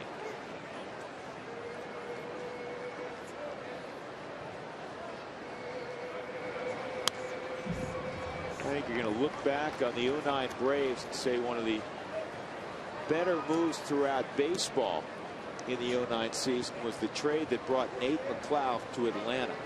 Now they have an everyday center fielder. They were playing Jordan Schaefer out there, a rookie earlier, and he wasn't hitting. He was playing good defense. McLouth won a Gold Glove last year. Strike 3, kind of a delayed call. But McLouth could be an igniter. He can hit the ball out of the ballpark. He's a good player. 1 out. Martin Prado coming up. Time to check in again with Mark Stout. All right, Drew, time for the XL Energy fun fact of the day, and I'm standing kind of above Glenn Hubbard, who's the first base coach of the Braves, because this is about a triple play that he turned in his 2nd game in the big leagues back in 1978, July of 1978. Interesting triple play. Braves are playing the Phillies. You got Luzinski on second, Hebner on first, Jose Cardinal at the plate. In the field, get these rookies that are in the field. As he told me, he said, it has to be the youngest triple play ever. Bob Horner, rookie of the year in 78, 21 on third. Hubbard's playing second. It's his 2nd game in the big leagues. He's 21. And Dale Murphy is playing first base at age 22. They turned the triple play. And if you're wondering about Dale Murphy being at first, you may forget that he actually came up as a catcher. They thought he was going to be the next Johnny Bench. Could not throw down to second. Put him at first that year in 78. Led the league in errors. Bobby Cox again brilliantly threw him out into the outfield. And the rest is history. But Glenn Hubbard said it's got to be the youngest triple play turned by those 3 guys in the history of baseball, guys. Well, it's hard to reach the big leagues at 21. And then to be a part of a little bit part of history. And Bob Horner, was he ever strong? At 4 home runs in a game. Arizona State product. 2-2 on Prado. Well, I tell you, it was sad. You would go into Atlanta in like 78, 79, and 80. There'd be nobody in the ballpark. Nobody. They got spoiled also during that 14-year run of division titles. Here's the 2-2. See you later. 3rd punch out for Daly. All of them with the batter leaving the bat on his shoulder. Look at this. A good heater that started way outside the zone and ran back. And then you're thinking, all right, that ball's going to stay away from me. And it ran right back to the middle. The smallest crowd in the history. 10th smallest crowd. 737. What? On September the 18th, 1975. Wait, less than 1,000 people? I'm not done. The next was September the 6th in 77. There was 877. Wait a minute, I want to see something. September the 3rd of 75, there was 1,199 against San Diego. So on September the 4th, 75, there was 1,062. So the 8th, the 3rd, 4th, and the 8th was not good. Draw for Ted Turner and his Atlanta Braves. 1973, they had 1,300 against San Diego. There may have been more employees working that day. Oh, man. 2-1 on Chipper Jones. The most they ever had at Turner Field was 53,000 on July 1st. April the 8th, opening day, they had 53,000 in the old ballpark. But that's the point I was starting to make, George. They weren't selling out all their playoff games during that 14-year run. You become spoiled. You say, I'll buy them 2nd round. That's a home run foul. Well, they don't count though, Drew. Well, I'm just letting everybody know. See those big yellow poles? To the Mountain Ranch Club. See the big yellow foul poles on the right field line, and then they got one on the left field line. There's 2 of those. They have to stay in between those and the white lines. If they get into the seats, that's a home run. If they land outside of those, it's a foul ball. I got you. How about that one? Foul? Foul. Went in the white lines. Chipper in the ball game, a sac fly in the 1st, 41st RBI, a couple of ground outs.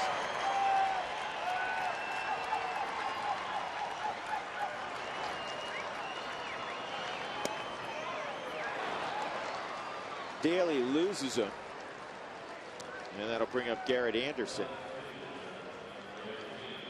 Time for our Dex This Date in History. Presented by Dex. Dex knows. July the 12th, 1996. The Rockies were down 9-2 as they hit in the last half of the seventh. They score 11 times, and then they hold on for a 13-12 win over the Padres. Vinny Castilla had a grand slam in that ball game. 2-homer day for Vinny. He had a few of those. Anderson fouls it off.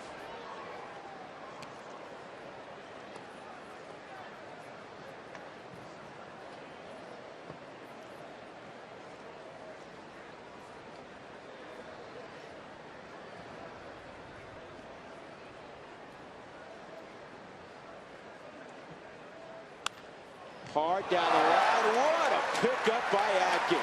Fair ball. And Garrett Atkins with a lunging stab to take at least a double from Garrett Anderson. That's a heck of a play by Atkins.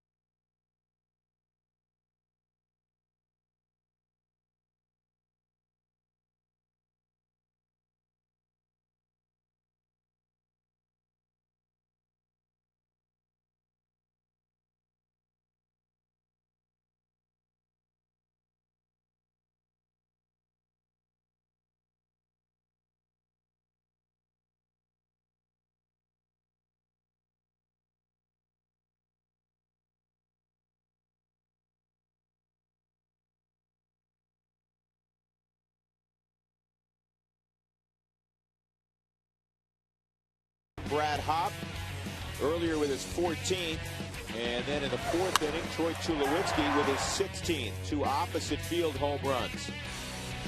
Unfortunately, the Rockies haven't done much in between those shots. 7-3 they trail as we go to the bottom of the sixth inning. It'll be Hopp, Tulowitzki, and Stewart against Boone Logan. Got the final 3 outs in relief of Chris Medlin last inning. And again, the Rockies, sounds like a broken record. Rockies had 2 on and nobody out. How many times have they had 2 on and nobody out in this series and not scored? It's 5 at least. Yeah, and the happiest guy in the whole deal was Medlin. He ends up just giving up 3 runs, but it cost him a chance to win the game. Now the win could go to Logan if they hold on to this 4-run lead. 1 ball and 1 strike. Rockies got it to 5-3, and then Brooks Conrad hit a 2-run home run against De La Rosa.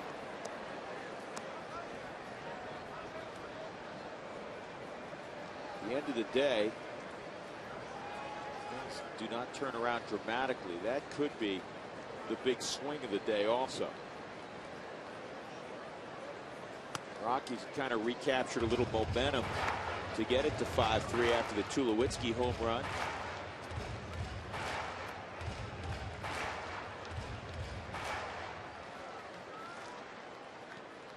This is the first time in a while, George, where the Rockies starting pitcher really struggled. Jason Hamill lasted just 3 innings. Even you look at Marquis, not super sharp yesterday, but he left 3 runs, 6 innings. That's certainly giving your team a chance. Give up 4 runs at Coors Field. You should win a lot of those ball games. Yesterday, they got beat the day before 4-1.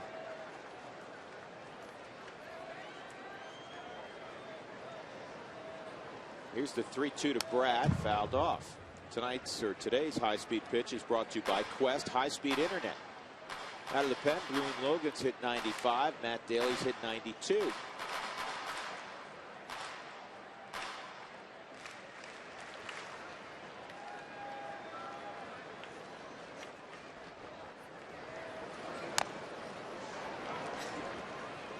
That heater at 94. So the Rockies at the All-Star break have the most runs and most home runs since 2004. Third in the league in runs scored, but their .258 average is the lowest batting average they've ever had at the All-Star break. Ball four. Good at bat by Brad Hopp. So Logan loses Hopp. A leadoff walk. That's what the Rockies need. Base runners and plenty of them. If the Rockies score 7 or more runs during any game, go to participating Colorado Taco Bell locations the next day between 4 and 6. You get 4 tacos for $1 with the purchase of a drink. It's a great deal. Only one order per customer from our friends at Taco Bell.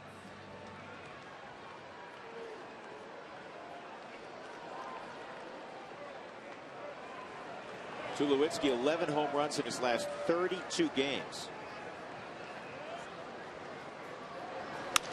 And this is a double play ball. Like every time it looks like they may get something going, you get a double play ball. In this ball game, we've seen 4 of them. Seth Smith twice, 4-6-3. Brad Hopp grounded into an inning-ending double play in the third. And now after a leadoff walk to Hopp, Tulowitzki grounds into a 6-4-3. The ultimate rally killer. And they're not trying to do that. Ian Stewart.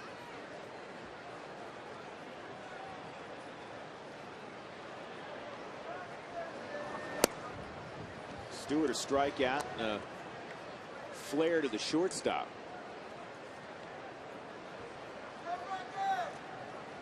This is the swing inning when you have a solid bullpen and you're on the plus side. What I mean by that is you didn't get a lot of length out of your starter if you're Bobby Cox. But if he can hand off a lead, and a significant one, to his late inning guys in the 7th inning, it makes it really tough. Well, it absolutely does. And he's got 2 left-handers left down in the bullpen to go along with 4 right-handers. So what if, you know, you can mix match with anybody you want to. But just to get through these next 3 innings. But with a 4-run lead, and what I saw out of Soriano, he's a pretty good guy. There's Valdez. He's the right-hander that's been warming up. Yeah, Soriano's in one of those places where it's been game over.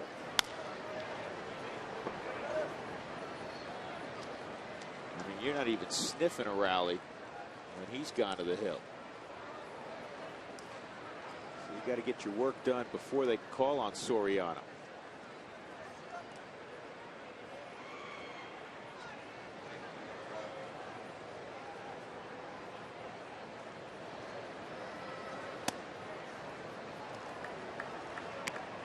Notice Ian Stewart wearing that reddish device around his thumb. That's to dampen the sting. A lot of times you get a bone bruise on the thumb if you get jammed really hard. And Stewart works out a walk. It's his 5th walk in the series. That'll bring up Yorvi Torrealba 0 for 1 and a walk himself. If your windshield's damaged, please call Colorado's #1 team, Elite Safelite Auto Glass, 303-287-5000, online at safelite.com.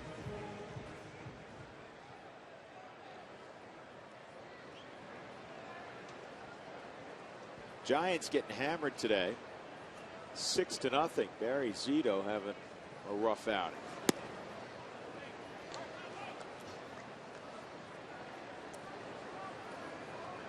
Dodgers leading 7-4 in the 9th against Milwaukee.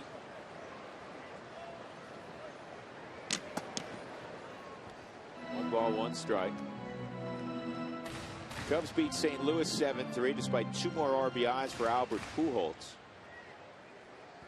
Carlos Zambrano pitched well, swung the bat well in that win. Mets beat the Reds 9-7. And an easy play for Conrad. 2 walks in the inning. Rockies couldn't cash those in. We'll go.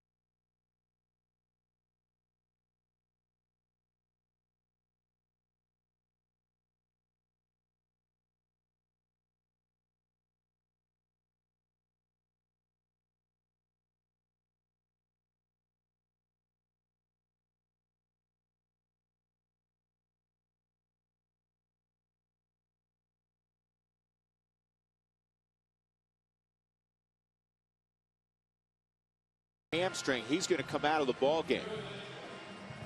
You know, watching him go up that line, digging hard, thinking, all right, if he boots it, and then right here at the very end where you see him kind of go stiff leg, grabbing. You don't know cramp or what it could be, but obviously they're not going to take a chance on it at all.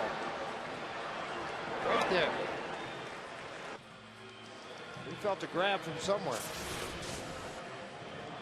So the Rockies will have a couple of changes. Matt Daly, 2 very good innings of relief work. Juan Rincon is on the hill. He's still throwing to Ryan Spilborghs. I don't think Spilly's going to be the guy that catches him once there's a batter in the box. Of course, the danger side of this now, you want to get through these next 3 innings without anything happening to Iannetta. Don't think Clint Barmas really eager to jump back there. Kid Neal, one of those guys. Who is the emergency guy? Well, used to think it was Clint Barmas. Remember having that conversation with Clint Hurdle last year, and he goes, don't tell Barmas, but he's going to be the guy in an emergency. Now he's your everyday second baseman, so that may have changed. Hopefully it doesn't become an issue today. So Rincon ready to go. Let's check in again with Mark Stout with today's Great Colorado Payback sideline report as Ryan Church comes up. Mark? Yeah, Drew, a few more things about Ryan Church and the deal that just went down with the Mets. We talked to him when he got here. And the big question mark, he said, was where's he going to send his stuff? He's got a wife that is pregnant with her 2nd kid on the way. He's got a youngster, and he didn't know where the team was actually going. So he ends up in Colorado and says, I'm just going to send everything to Turner Field. And another interesting thing, he grew up in Santa Barbara. You mentioned this the other night. Friends with Ryan Spilborghs in California, but he grew up a Braves fan because of TBS and watching TV. And he said he's nervous, but someday he's going to have to tell Chipper Jones he's his favorite player of all time in baseball. So that's Ryan Church's story as he's one of the newest Braves. You know, Mark, I'm pretty sure that Church is not the first guy, though, to wander through that clubhouse wearing a Braves uniform who at some point in time didn't idolize Chipper Jones. And Chipper probably gives a wry smile now. And he's been around as long as Chipper and has been as successful as he is. There's a few guys that look up to him. 2 balls and a strike on Church, who was quite a high school pitcher. Did a little closing in Nevada Reno also. 2 balls, 2 strikes on Church. Rincon, the 4th pitcher utilized today. Boy, this game hasn't followed the blueprint, George. Not at all. You'd hoped Ham will get you into the 6th, 7th inning. That didn't happen. Dump out your bullpen. Good thing you got 3 days coming off. Good hard slider to look at the strikeout You also had hoped that the bats would break out today against the youngster Medlin. And the Rockies have had the leadoff man on in all 6 innings of this baseball game, yet they have only 3 runs. And the leadoff man. 4 double plays in the game. Yeah. And the 2 times they scored were on leadoff home runs. 4 double plays.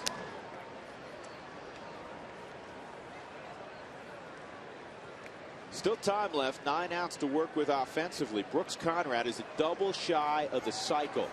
He's been the hitting star. 3 RBIs for the career minor leaguer.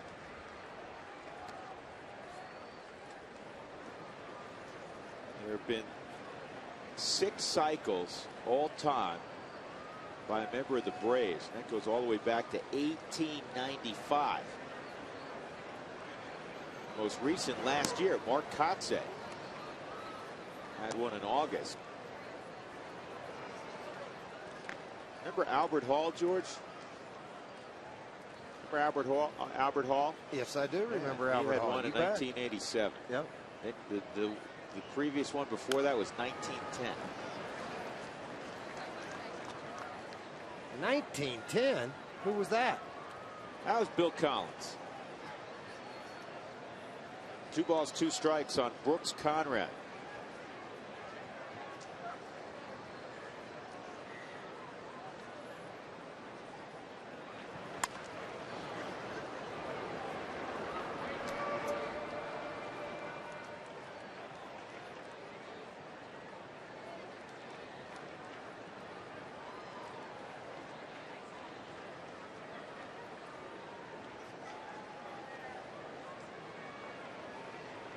Everybody straight up for Conrad, and a swing and a miss. So Rincon has struck out the first 2 here in the 7th. 5 strikeouts out of the last 2 relievers, Daly and then now Rincon. But look how high he's up on top of this breaking ball. Huge tilt straight down. One of the best sliders we've seen him have in a ball game. Very difficult to hit that pitch. Well, photo day's coming up, folks, at the ballpark. So remember that day, July 25th. Take a photo with your favorite players or in coaches of the Rockies. Gate C will open at 3:15. That's for the season ticket holders. You get a 15-minute head start on everybody else. That is Gate A and D at 3:30 for all the rest of the fans. So season ticket holders, Gate C 3:15. Everybody else A and D at 3:30. Purchase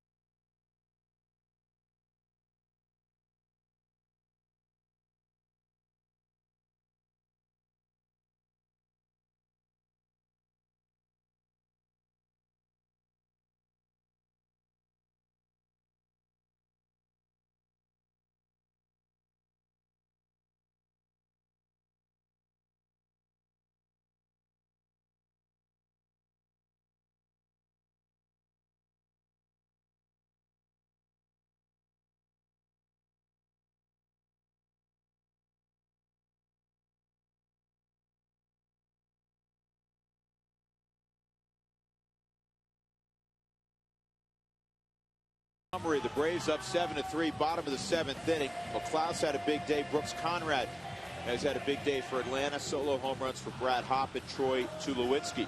Rockies have hit into 4 double plays in this contest. They've had some opportunities. Jason Hamill, the pitcher of record for the Rockies. And it looks like Boone Logan right now would be the winner for the Atlanta Braves. And Logan is still out there with Carlos Gonzalez leading off the 7th inning. Rockies are holding back Ryan Spilborn, so Gonzalez will pinch hit here.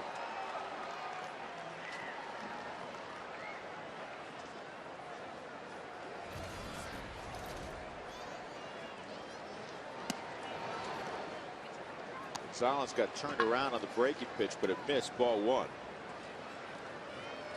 Gonzalez pinch hitting for Rincon. Juan did a nice job. 2 punch outs, 1-2-3 inning. Again, first of the day for the Rockies. That's in there. Well, I mentioned he and Daly, 5 punch outs between them. De La Rosa with a strikeout. He did give up the home run. A couple of runs given up by the bullpen through 5 innings. They've walked 2, struck out 6. That's a strike. Matt Belisle starting to throw again down in the Rockies bullpen. Got an inning last night.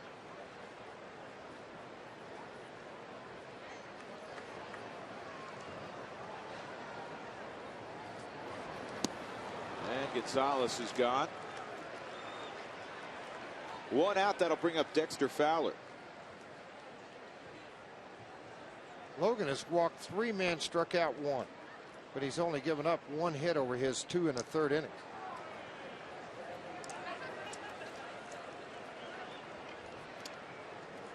Bobby, after the left-hander's retired, will go take the baseball from Boone Logan. 2 and a third innings of terrific relief for Logan.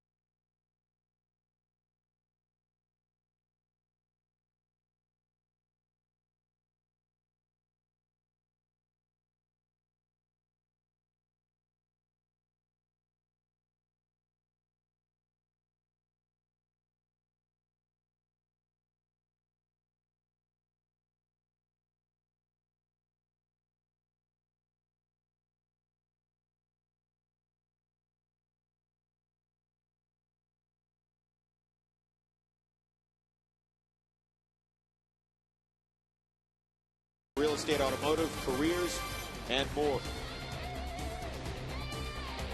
All for the distance, Elitch Gardens. Rockies trailing 7-3, 1 out, bottom of the 7th inning. Manny Acosta's on for the 3rd time in 3 days, and his fastball's high to Dexter Fowler. Acosta's worked an inning and 2/3 as scoreless relief in this series. On Friday night, the Rockies got 3 hits off him, but could not score. Last night, just a 1/3 of an inning. And this ball's chopped foul. 1 ball, 1 strike on Dexter. 1 for 2 and a walk. Fowler's on-base percentage is above 350. And you'd like to see that 350 mark at least for a leadoff hitter. So Dexter has done a good job in that department. Very nice rookie season. I think the one thing that you fight against is not because it is a 162 game season. I see a lot more at bats and worried about late August, September, starting to get a little bit tired from playing so many ball games and innings. Funny you should mention that. Of course, you have the experience of playing a number of full seasons, as does Jeff Hewson. And Todd Helton, who's not feeling well today. I asked him about Fowler and Gonzalez a couple of days ago. In talking about Dexter, because Dexter has been up since day one. He said the real challenge for Dexter, who's done a marvelous job so far, he said will be, just as you suggested, George, later on in the year when you get past 125 games. Well, they play 144, then 154 minor league games, and then you add 8 more games to it. And that's part of it, but it's the travel. It's the, different cities in 3 nights. I know everybody goes, oh, yeah, you're flying on to jet hotels, but it's different. I mean, it's still a lot of ball games, a lot of at-bats, a lot of longer games. The games are much longer. If you look at minor league games, they're typically about a 210, 220 game. Very rarely do you see a 3:15 minor league game because you don't have the television timeouts in between innings. You don't have 2 minutes. When the pitcher's ready to go, they go. 3-2 on Dexter, and he draws another walk. That, to me, along with his defense, has been one of the most impressive things as we watch him develop this year, is his strike zone discipline, his understanding of the strike zone.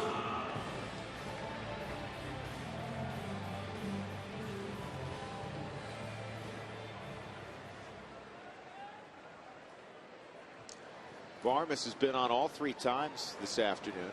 Walk, double, hit by pitch. You look at it, George, the table's been set. 7 at bats between Fowler and Varmus. This will be the 8th here for Clint. And they've been on 6 or 7 times. Yet there's only 1 run between the 2 of them. And this one's going to find a hole. Fowler with the long stride and a bad throw by Anderson. It gets away. Here comes Dexter to the plate. He will score. And now, all of a sudden, a circus has broken out. Atlanta's thrown it all over the yard. A 9-year-old Little League game broke out. Varmus all the way to third. It's 7-4. All right. No, 1 man out. Let's start with the errors. Where'd they start? They started in left field with Anderson. That allowed the ball to get away over there. Then Acosta's going to throw the ball over there, and that's going to allow Varmus to get over here. Is that right? So there's 1 error on Anderson. So that's going to make 3. And then you got the error coming across. It's Acosta that threw the ball. Dougie, it's Acosta that threw the ball when it got past third base. They give an error. How do you give an error to Chipper Jones? He didn't throw it. The pitcher threw the baseball. Jones never touched the ball. That will get changed. Somebody ought to watch the game.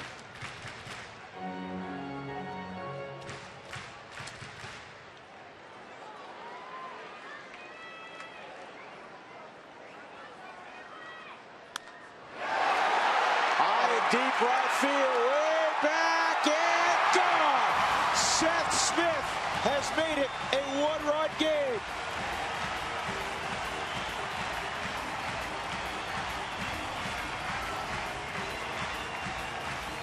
Quickly erasing the memory of 2 ground ball double plays. Smith strikes again after the 7th inning. How about this? Wow, Bobby Costa probably going to shake his head after the errors and throwing the ball all over the place. And then this mistake by Acosta to Seth Smith, cruising along with a big lead. Now all of a sudden just 1, and the memories of what goes on at Coors Field. Seth Smith, 7 home runs and 23 RBIs.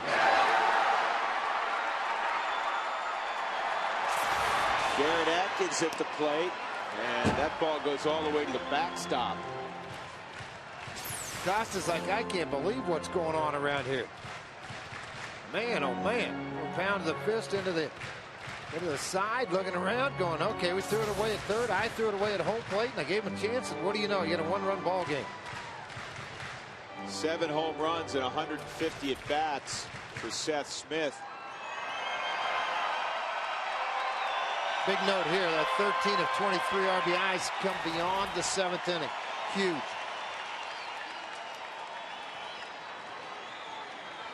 A struggle all day for the Rockies offensively. They're back in the game, down just a run, and a 2-0 count on Garrett Atkins. Brad Hopp is on deck.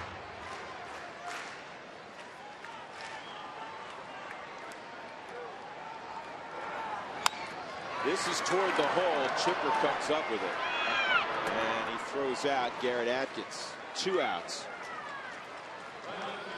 Moylan throwing in the Atlanta bullpen. And Joel Peralta throwing in the Rockies bullpen. Brad Hopp's 1 for 2 and a walk. The one, a home run back in the 2nd inning. That looked like O'Flaherty again, George. It was. Guess who's coming into the game? O'Flaherty.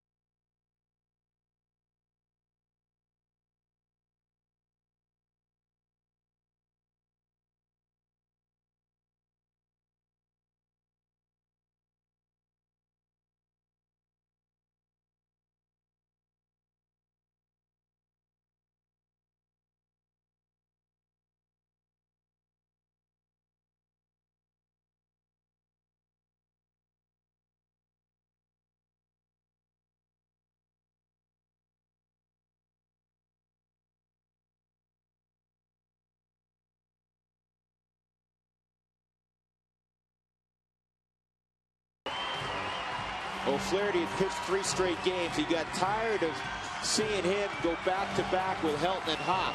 So he split up the left-handed bats. Now Helton's sitting down because he's under the weather. But he split up Smith and Hopp with Atkins. Otherwise, Bobby Cox would have made this move a batter ago. And maybe Smith doesn't see the right-hander Acosta. Well, you're probably right. I mean, I was a little surprised, though, that he went after Acosta at that point to flip Dexter around. I would have left Dexter there facing lefty and let him hit right-handed. But there's also maybe a pitch count working on Logan, too. That was his 3rd inning to work. 1-0 on Brad is in there for a strike. He has faced Brad in the first 3 games of this series, and he's retired him 3 times.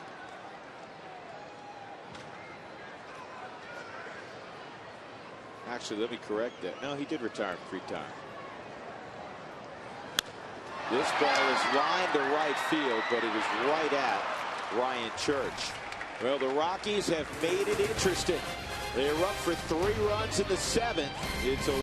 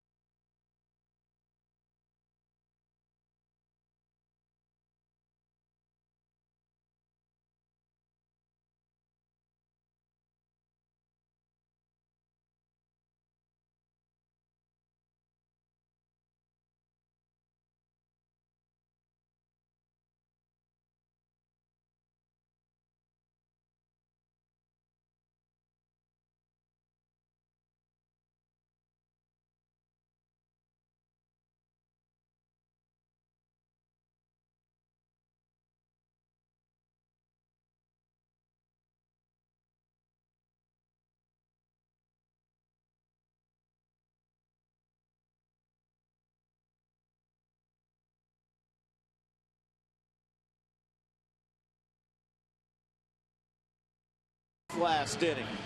So it's 7-6, top of the 8th inning. Time to check in again with Mark Stout with today's Mike Shaw Auto Update. All right, Drew, of course, this is the last game before the All-Star break. I talked to Jim Tracy about All-Star games. He was a coach in the 73rd All-Star game at Miller Park in Milwaukee. That was in 2002 when he represented the Dodgers. And I said, did you have a favorite All-Star or a player, anybody growing up? And he said, you know what? My favorite team was the Reds, the Big Red Machine. He grew up outside of Cincinnati. He said, yeah, I guess I could say Pete Rose. But he said, you know who I got a chance to meet that is now my favorite kind of guy, and that it's an All-Star manager, Sparky Anderson. Said he got a chance to meet him a few times in L.A. Really neat guy, and wanted to talk a lot about Sparky Anderson. So that's Jim Tracy's All-Star here as we hit the All-Star break, guys. All right, Mark, thanks very much. Jim Tracy will be taking a drive out west with his bride, Deb, and eventually arrive at San Diego in time. Plenty of time, obviously, for the second half. Strike one on Diori Hernandez. Hernandez hurt Peralta a couple of days ago with a 2-out, 2-run base hit. Peralta trying to keep it a 1-run game, get the Rockies right back to the bat rack. Up and Morales warming up on the left side down into the bullpen if they need to go get him. Asking to see if he's ready now. Jim Tracy just turned to Bob Apodaca in the dugout. Yeah, boy, what happened here? Well, you know what? When he went to field that ball, George, I saw that. Yeah, he teach kids the alligator, and his bare hand went in the glove before the ball arrived. So that's why they're looking at his right hand. Look again. Well, it's on a nail. Anytime you get a ball right off the end of that, two things happen. You get a jam, shot, or the other thing is catch it right on the nail. And then you pinch that nail, then it's like getting hit with a hammer. Greg Norton's coming out to pinch hit for the Atlanta Braves in the pitcher's position. And Norty just got activated this morning.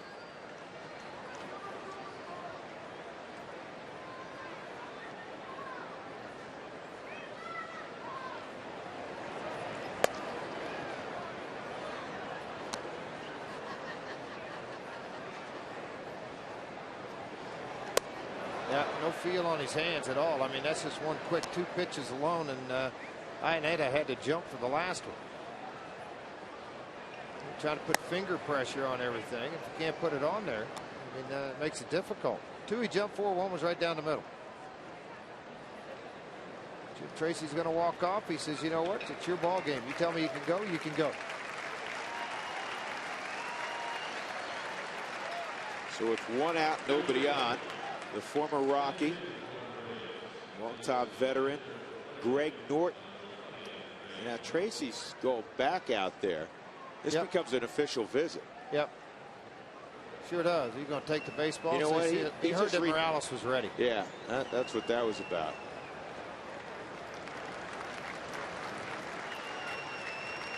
So the switch hitter Norton will flip around to the right side. Franklin Morales will come on. 1 out.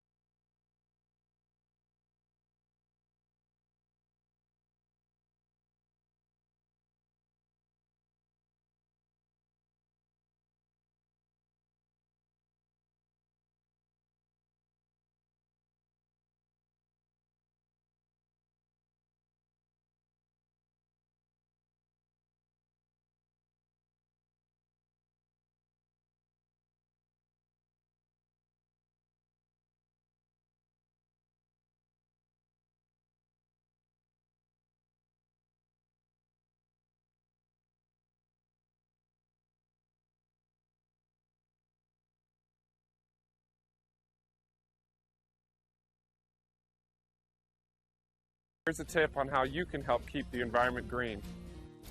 Reduce waste by recycling aluminum, glass, paper, and plastic. For more information on the 20 Games of Green, visit coloradorockies.com/green.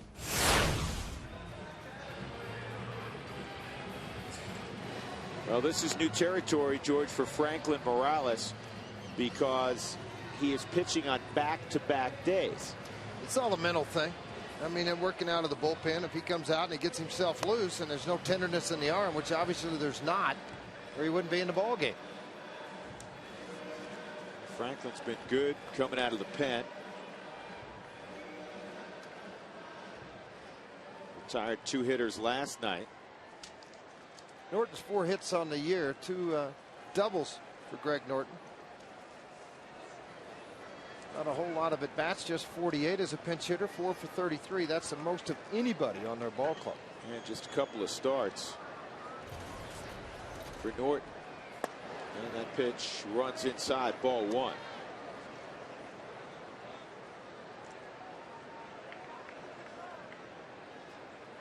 Norton still makes his home here in the Denver area. 1 ball, 1 strike.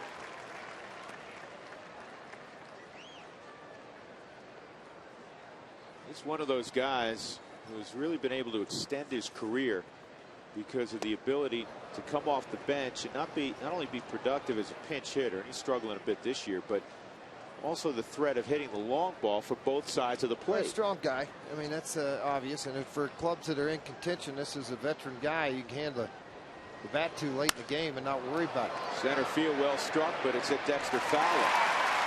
Now 2 outs. The Coca-Cola Value Pack, it is back at the ballpark again. 4 tickets, 4 hot dogs, 4 Cokes, parking, and a Rockies magazine, all for $49. It's available for July 20th ball game. Don't miss out the Coca-Cola Value Pack. Call today, 1-800-388-ROCK, or just go online with coloradorockies.com. McLeod will come up, 2 for 3 and a walk in the ball game. 2 outs, nobody on. In the next half inning for the Rockies, the bottom of the 8th, they'll have Tulowitzki, Stewart, and Iannetta.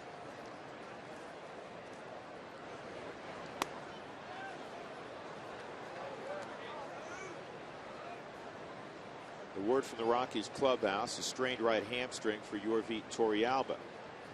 Now, he'll get a lot of treatment here in Denver during the All-Star break. May curtail any of the plans he had. They'll determine if he's ready to go on Thursday in San Diego. If he's not, they'll have to make a move. With a catcher, you don't have the luxury of going, oh, just sit and watch for a couple of days, because you only carry 2. And the same thing happened earlier this year with Chris Iannetta, a real mild strain of the hamstring. If he plays anywhere else other than behind the plate, he probably wouldn't have had to go on the DL. Well, you got coverage right now. The Rockies fortunate. You got a veteran in Sal Fasano, and a guy that was up here, Paul Phillips, who was just outstanding for the Rockies at AAA. So if something happens where Yorvit cannot go come next Thursday, they're going to be able to make that roster move and determine that by Wednesday.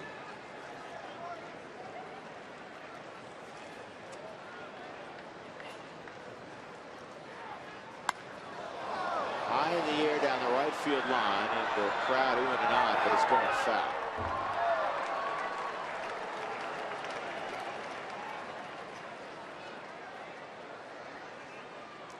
Native of Michigan, Nate McLeod grew up a huge Wolverines fan. He was going to go to the University of Michigan and play, but he signed out of high school. And for a guy that's not that big, he packs a punch with that swing.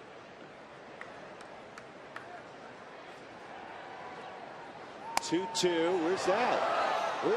You going to go talk to Joe after the game about that? No? He gets real grumpy when you question him on stuff. But you're right. Where was this pitch? Was it high? That's the only thing that I could look at, is the pitch was probably high in the strike zone, and Joe's not going to call that pitch for you. Not on a breaking ball. And he loses it. So McLeod to first, and that'll bring up Prado. He's been the unsung hero, I think, in this series for the Atlanta Braves. Martin Prado. Every time you look up, he's got a couple of hits. He's been able to be a part of playing first base for the, not injured, but sick, Casey Kochman, who has had the flu. available to hit today, not play. Prado is 7 for 18 in the series.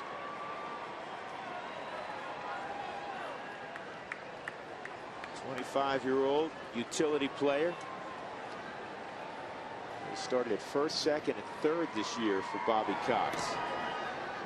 And until 2 days ago, he had 13 starts at each of those aforementioned spots. Rockies pretty much straight up in the outfield.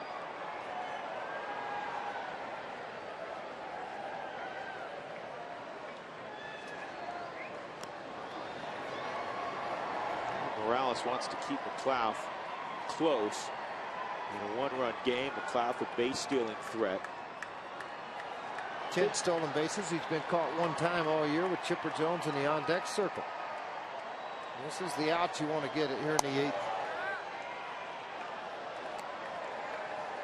Ball 1. Tell you how smart McLeod is at first. There's only 2 catchers that have caught him stealing since 2005. Giovanni Soto is now hurt with an oblique strain for Chicago. And Matt Trainer. The other 4 times he's been caught were on pickoffs by pitchers.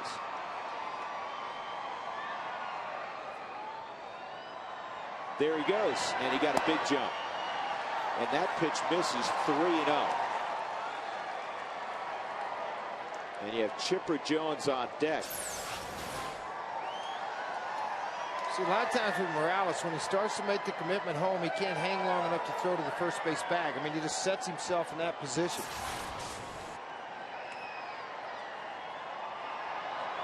See if he can come all the way back on Prado. I don't think you want to have anything to do with the guy on deck. That I can tell you don't. 11 stolen bases for McLeod.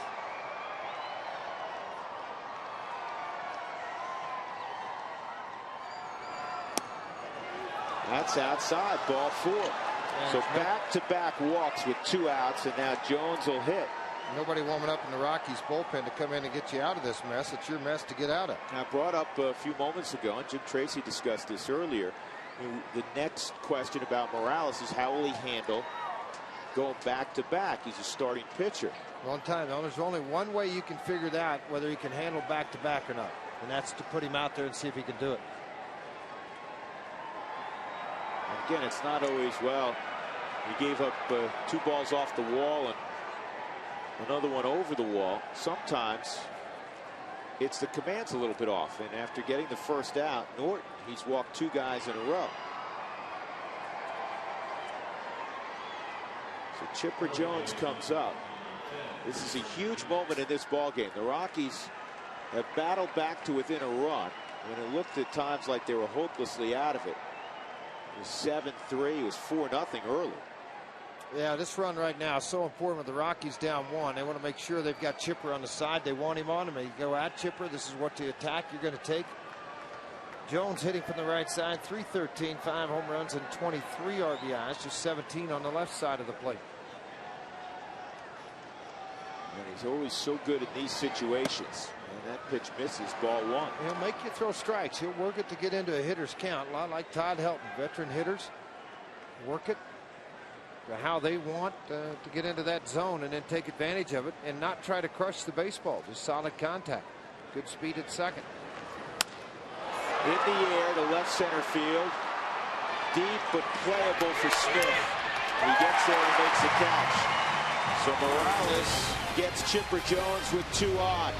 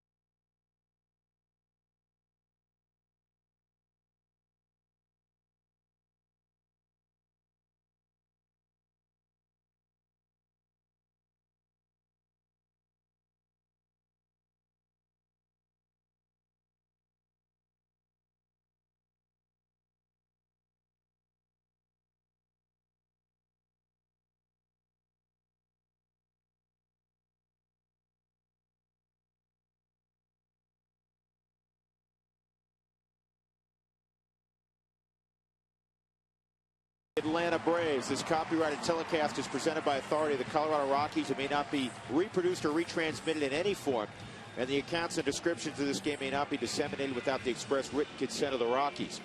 Moylan making his third appearance in this series. The Rockies' home one trend continues. In each of his first two appearances, the Rockies have scored against Peter Moylan. But he'd obviously like to change that. A very busy man. Side armor going to run it up to 91, 92. You're not sure it'll be there now. But I really think that it's one of those guys. Look how busy he's been. Only one off day here. Tulowitzki will lead it off. Stewart to follow. Then Chris Iannetta. And then you'll be in the pitcher spot. Ryan Spilborg's available. We haven't seen Todd Helton in the dugout. Of course, doesn't mean he's not available.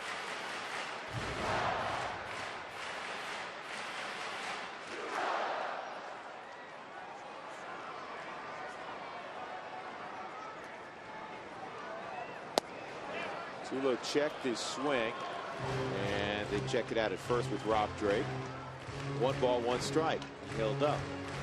Tulowitzki, a home run in the 4th inning. Over the scoreboard in right. 16th of the year, tying Ian Stewart for the club lead.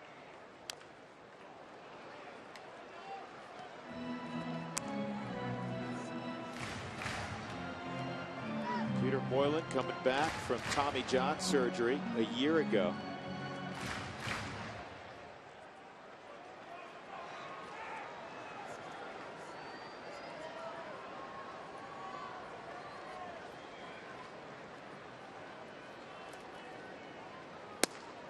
Tough pitch. Moylan wanted that one, and he was held there by David Ross. A tough pitch, but I mean, how do you lay off of it, too? I mean, that's the other side of it. It is off the plate. Considerable. Maddox, Glavine, and Smoltz at strike 3.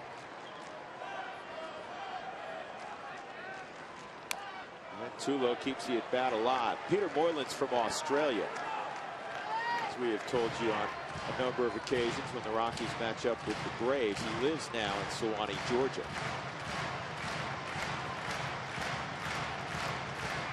Started his professional career, signed as a free agent by the Minnesota Twins back in '96.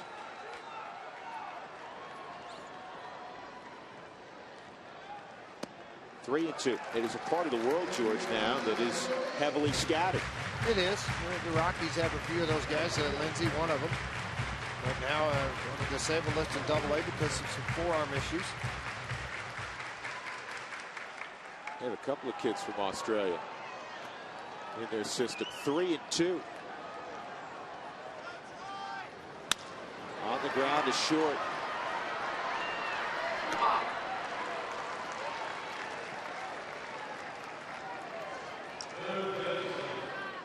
That'll bring up Ian Stewart.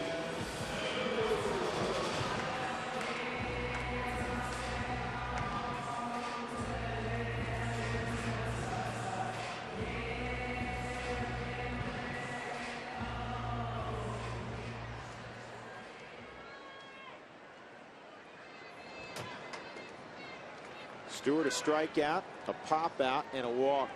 He can tie it easily. Now that he went around, he did. Joe West wasn't going to call it. Tell the umpire, the catcher, David Ross, said, let's check it out. And they rang him up. Paul Mauert at third base.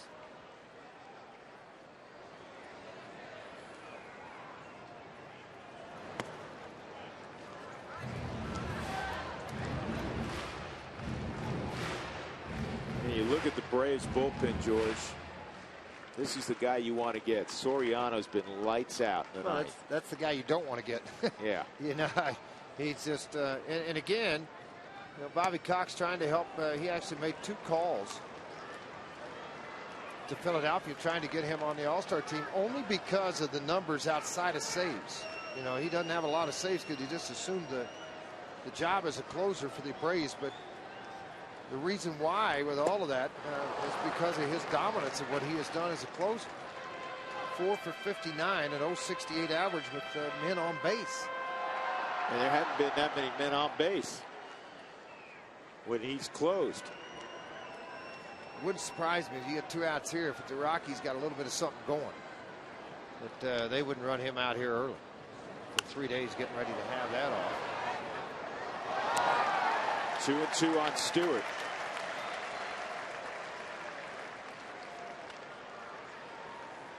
Chris Iannetta on deck. Chris was supposed to have the day off, and then a hamstring strain running out a ground ball suffered by Yorvi Torrealba. So he's been in there the last 2 innings. This ball is hit hard in the right center field, a base hit for Stewart. Did a nice job going down and getting that pitch. So 1 on with 1 out. And Iannetta at the plate. But just dropping the head on a breaking ball. That ball's down around his ankles, and he just shot it. I mean, shot it by Conrad at second base. Look at how low this was to the ground. Good pitch by Moylan. A better job of hitting by Ian Stewart to get on base with 1 out here in the 8th. And once underway, Stewart's got decent speed. Iannetta at the plate. They shade him surprisingly to right center field with McLeod. Surprising to me, but it also tells me they're going to stay away from him with the breaking ball. The problem is you got to make sure you keep it away and off of the plate because of the reduced velocity. It's easy to hook it into that gap. More often than not, Chris hits the ball to left and left center.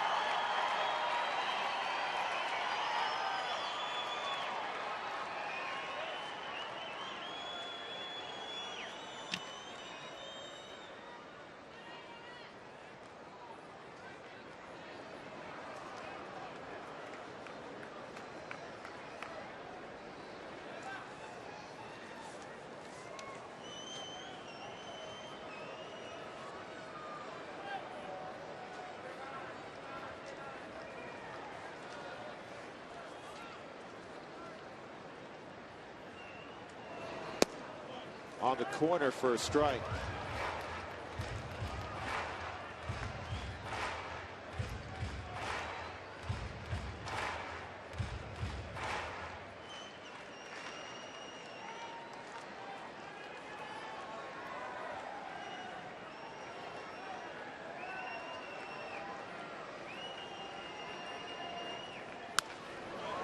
And it's a 2-strike count.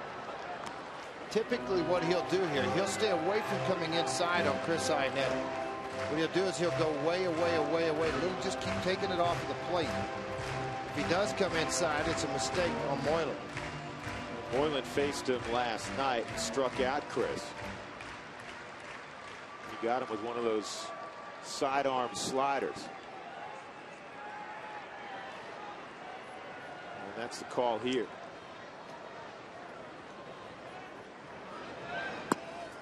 Snap throw, don't get picked off.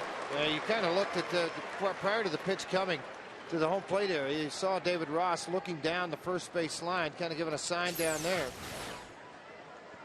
It may come down to you. Well, he jumped up on that and then a snap throw down to first base.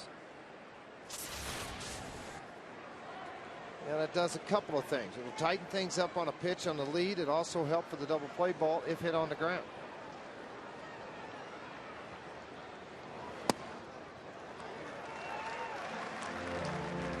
Came inside with the fastball, but inside George off the plate. If you hit it, it's on the ground.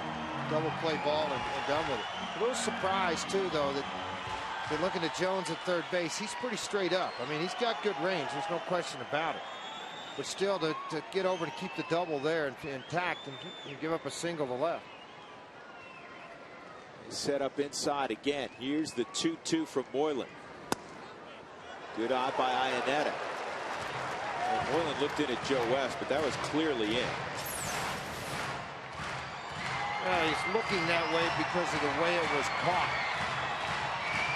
It's in, but it isn't in by a whole lot. You know what? On the replay above, it was closer than it appeared from center field. 3-2. Stewart at first.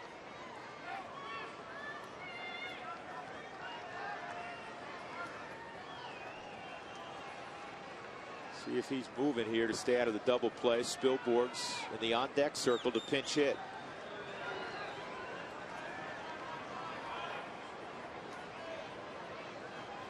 Stewart's going down low, ball 4.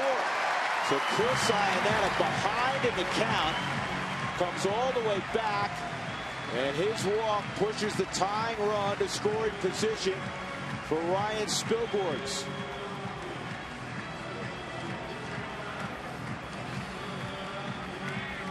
Billy this year 1 for 12 as a pinch hitter. Through his career has been much better of a pitch hitter than what has been shown this year. Dow out to visit with the right-hander Moylan. Disappointed he didn't get one of those 2 inside fastballs called to strike. Lifetime, Spilborgh's a 329 pinch hitter coming into this season. Is this one of those deals? Soriano's throwing, but he's got a ways to go just based on how he's tossing right now. And he's looking in. I was wondering if this was the old stall and go to what you thought, George, where maybe you'd ask him to get more than 3 outs. Well, he was throwing down in the bullpen earlier, but then he sit down, and now he's back up again playing catch. And that was Valdez. Yeah, that was Valdez. Yeah, that wasn't Soriano. Soriano. No, and I don't think he'd run Valdez into this situation. I really don't.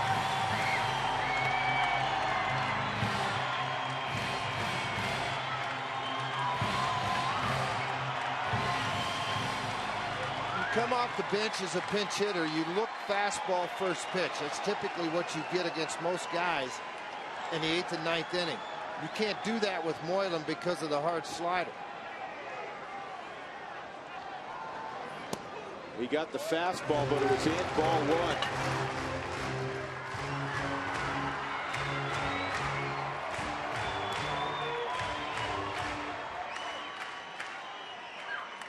Eighth inning, 2 on, 1 out, 7-6 Atlanta.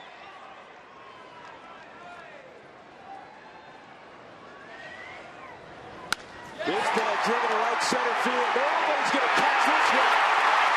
Rockies are tied up. The trail runners Iannetta. He gets a green light.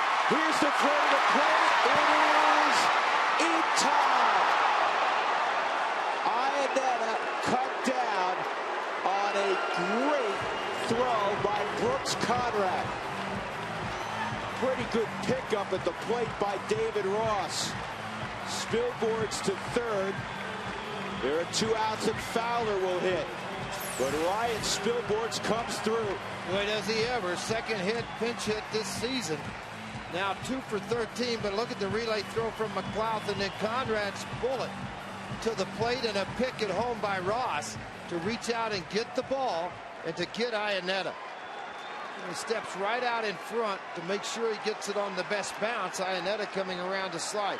I don't fault Richie Dower one bit. It had to be 2 perfect throws to get him at first base, and that's the one thing that the Braves did do just that.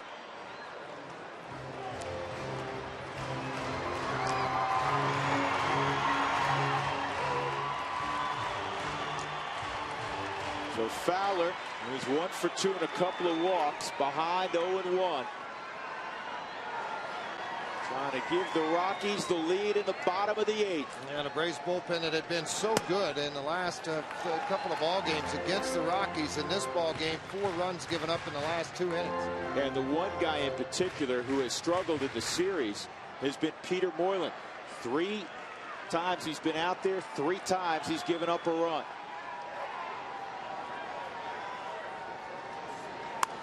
And Fowler pops it up. Diori Hernandez waiting, and there will be no Luis Castillo here. We'll go to the 9th. It's a whole new day. 7 up. Spilborghs.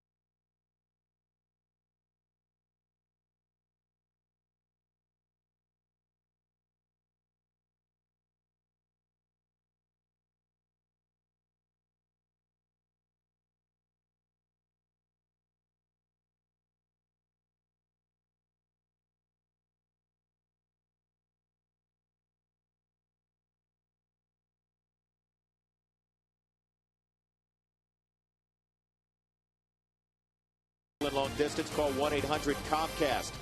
By Big Brothers Big Sisters, donate your car and you'll get a free tow and tax break, and you'll help change a kid's life. And by Mike Shaw Chevy Saab, Colorado's crossover and SUV headquarters for 50 years. Visit MikeShawAuto.com. Rockies trailed 4-0 early on. They trailed 7-3 in the middle innings. They have caught the Braves with a run in the bottom of the 8th inning, and now in the top of the 9th. Houston Street will take over. The postgame report will follow, and Tom Helmer has more of the details. Tom. Yeah, Drew, of course, after the game, we'll hear from Jim Tracy. We'll also talk about Troy's story. Troy Tulowitzki's been phenomenal over about the past 6 weeks with the long ball. We'll break down those numbers for you. And also, we're halfway home. We're just about to the All-Star break. We'll take a look back at the best plays from the first half of the season. It's all coming up after the game, Drew. All right, Tom, thank you. And Houston Street will try to keep it at 7. He has had an all-star caliber first half. And then the Rockies will try to win it in the bottom of the 9th inning. What a relay by the Atlanta Braves. If not for a perfect relay and a nice pickup by David Ross, Chris Iannetta scores. And now you're talking about an 8-7 lead. Street trying to give the Rockies the win here in the top of the 9th. Garrett Anderson will lead it off for Atlanta. It's 4, 5, and 6 for the Braves. Anderson is 1 for 4. He had a single back in the first inning.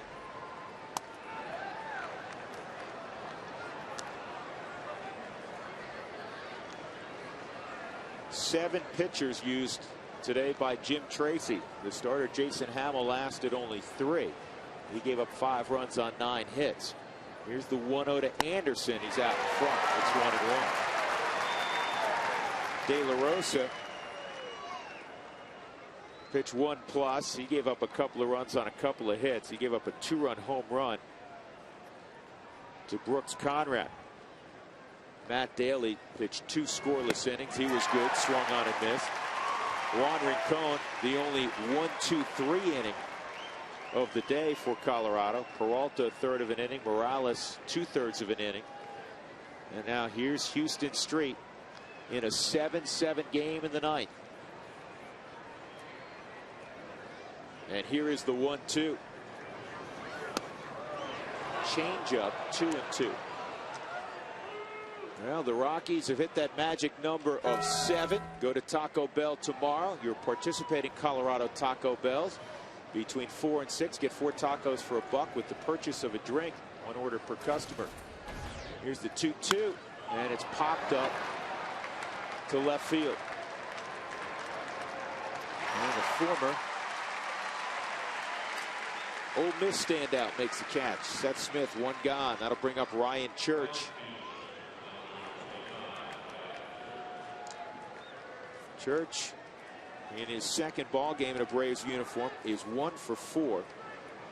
And an RBI ground out in the first. He has scored a couple of runs today.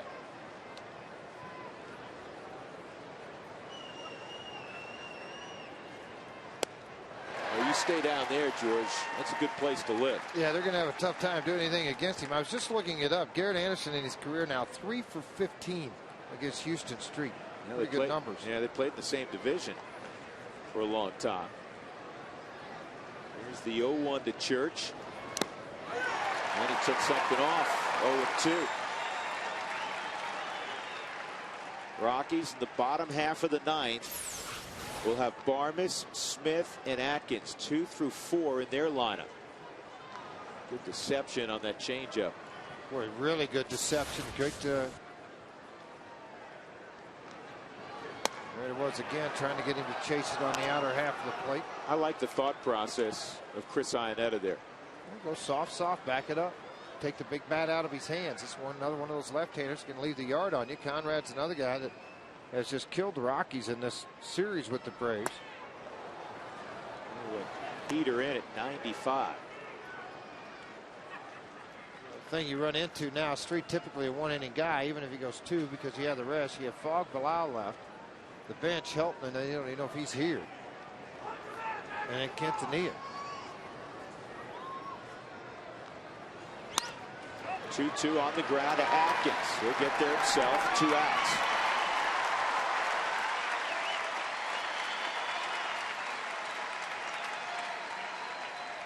Houston Street out of the University of Texas, where he won a national championship with Omar Quintanilla. Hit the big league so quickly and had so much success. Rookie of the year in 05. You forget he's just 25. Yeah, very young player. Turned 26 on August 2nd. Well, for me, this has been the MVP of the Braves today. Conrad, an RBI triple in the first, single scored in the third, 2-run home run to make it 7-3 in the fifth, and then the throw in the bottom of the 8th inning to get Iannetta. That just missed. Joe West thought about it. Just tell on his body language. And how good's the bullpen, George, been since that home run? In the 5th inning, Conrad hits one out with nobody out. Braves don't have a hit since then. 1-1. The Rockies bullpen has done exactly what you would ask them to do, and then all of a sudden the Braves gave it a little bit of a window when they started to throw the ball around.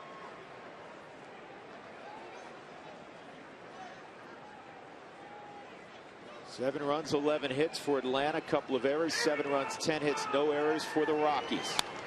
Good swing by Conrad. But now the count swings in favor of number 16, Houston Street. 4 2/3 innings, 5 strikeouts, 3 walks over that span Drew's talking about.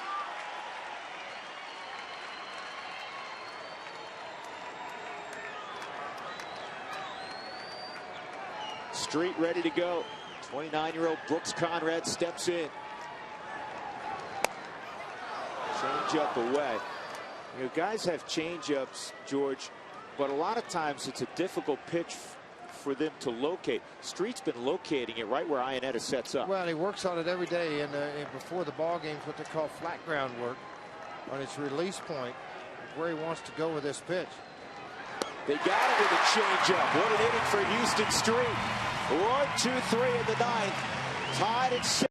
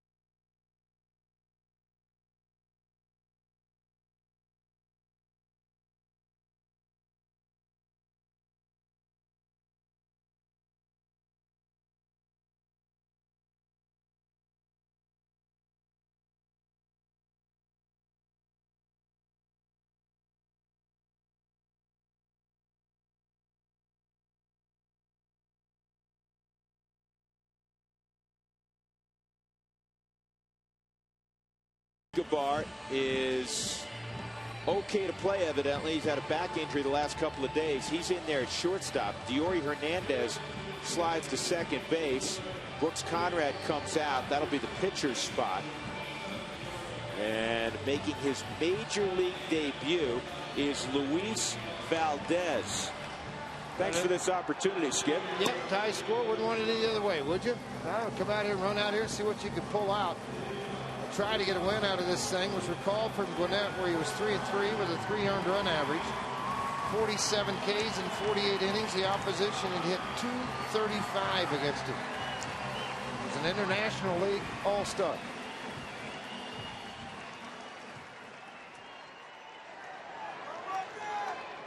So Clint Barmas steps up. Barmas has been on base 4 times today. Walk, double, hit by pitch, and a single.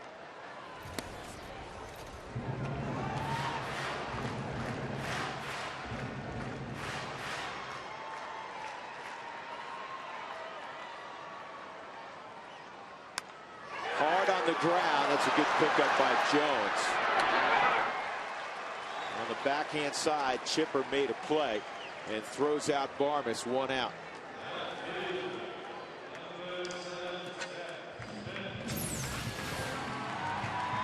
Let's watch right off of the bat. He's pulled 3. This is Chipper playing up on the grass again. It allowed him to make a play on this baseball on Clint Barmes. This ball hit fairly close to Chipper and over the toss on to first base. And Mr. Late Night's up. Call him late afternoon on a Sunday. Seth Smith, he does most of his work late in the ball game. And he's done some this afternoon. A 2-run home run in the 7th to get the Rockies within a run. Why not go ahead and win? 1-0 on Smith.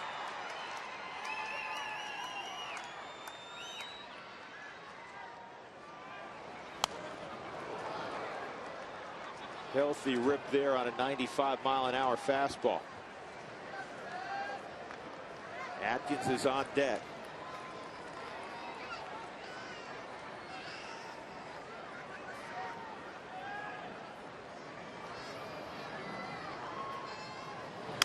And there is a base hit for Seth Smith.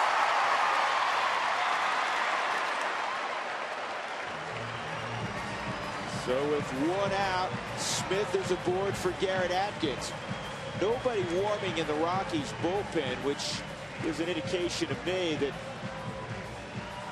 Jim Tracy, with the All-Star break coming tomorrow, will give Houston Street, if necessary, the baseball again in the 10th inning.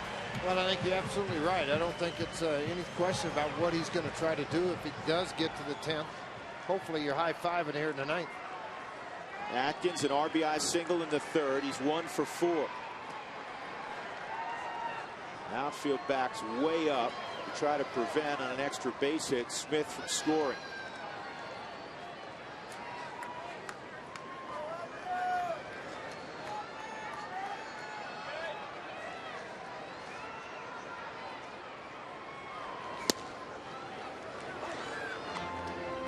McLeod so far from center field. He needs his passport to get back to the dugout. Nothing over your head. Try to get back as deep as you can because he knows in left field that Anderson's doesn't have a lot of range into the gap, so he's going to have to cover it. High, 1-1.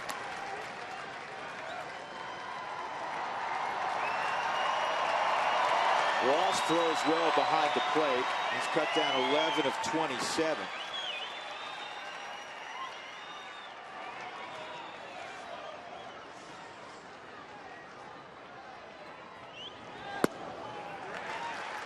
Valdez pretty quick to the plate.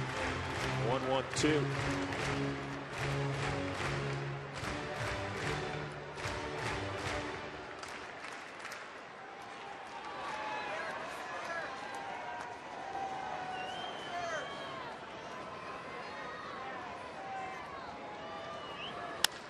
This ball in the air to left, shallow left. Anderson will come on. It was hit off the end of the bat.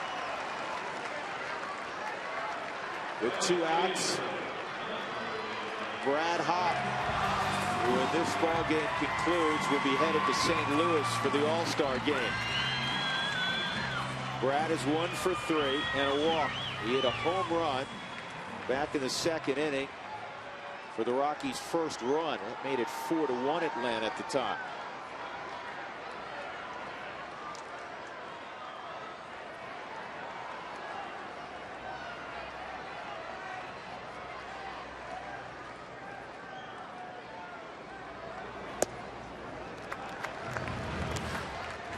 From the dugout and then from about 25 feet away, George, in the on-deck circle. Brad's had an opportunity to see Valdez, check release point. Until you get up there and actually see it come at you, but you can see the velocity. I mean, it's been 94, 95. He's got a good arm. No question about that. That's pretty hard. Big, hard sinker at 94.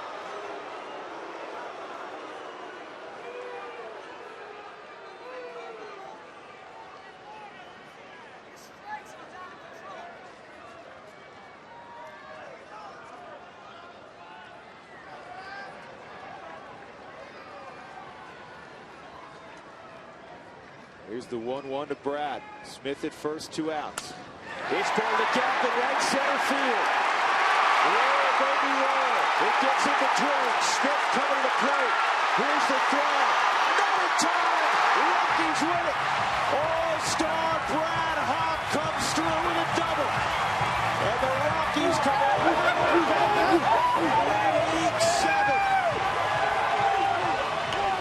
Their largest come from behind win of the year. What a way to go to the All-Star break. Fitting that it would be Brad Hawk in this, his best season of what has already been a very fine career. Hawk 3 for 20 entering the ballgame the last few days.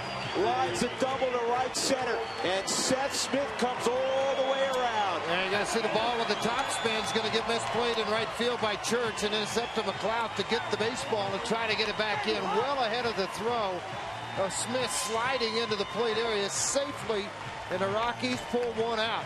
It was a battle of the bullpens in this game. The Rockies bullpens won it with the great pitching that they had. 4 1/3, 5 punch outs and 3 walks. What a ball game. It looked like the Rockies were out of it early. It looked like they were out of it in the middle innings when they closed to 5-3 after the Conrad home run made it 7-3. Brad Hawk, he doesn't need an airplane. He's going to float to St. Louis. And oh, by the way, that is career RBI number 400 for Brad Hawk. Rockies win it 8-7. Back with the happy postgame report next.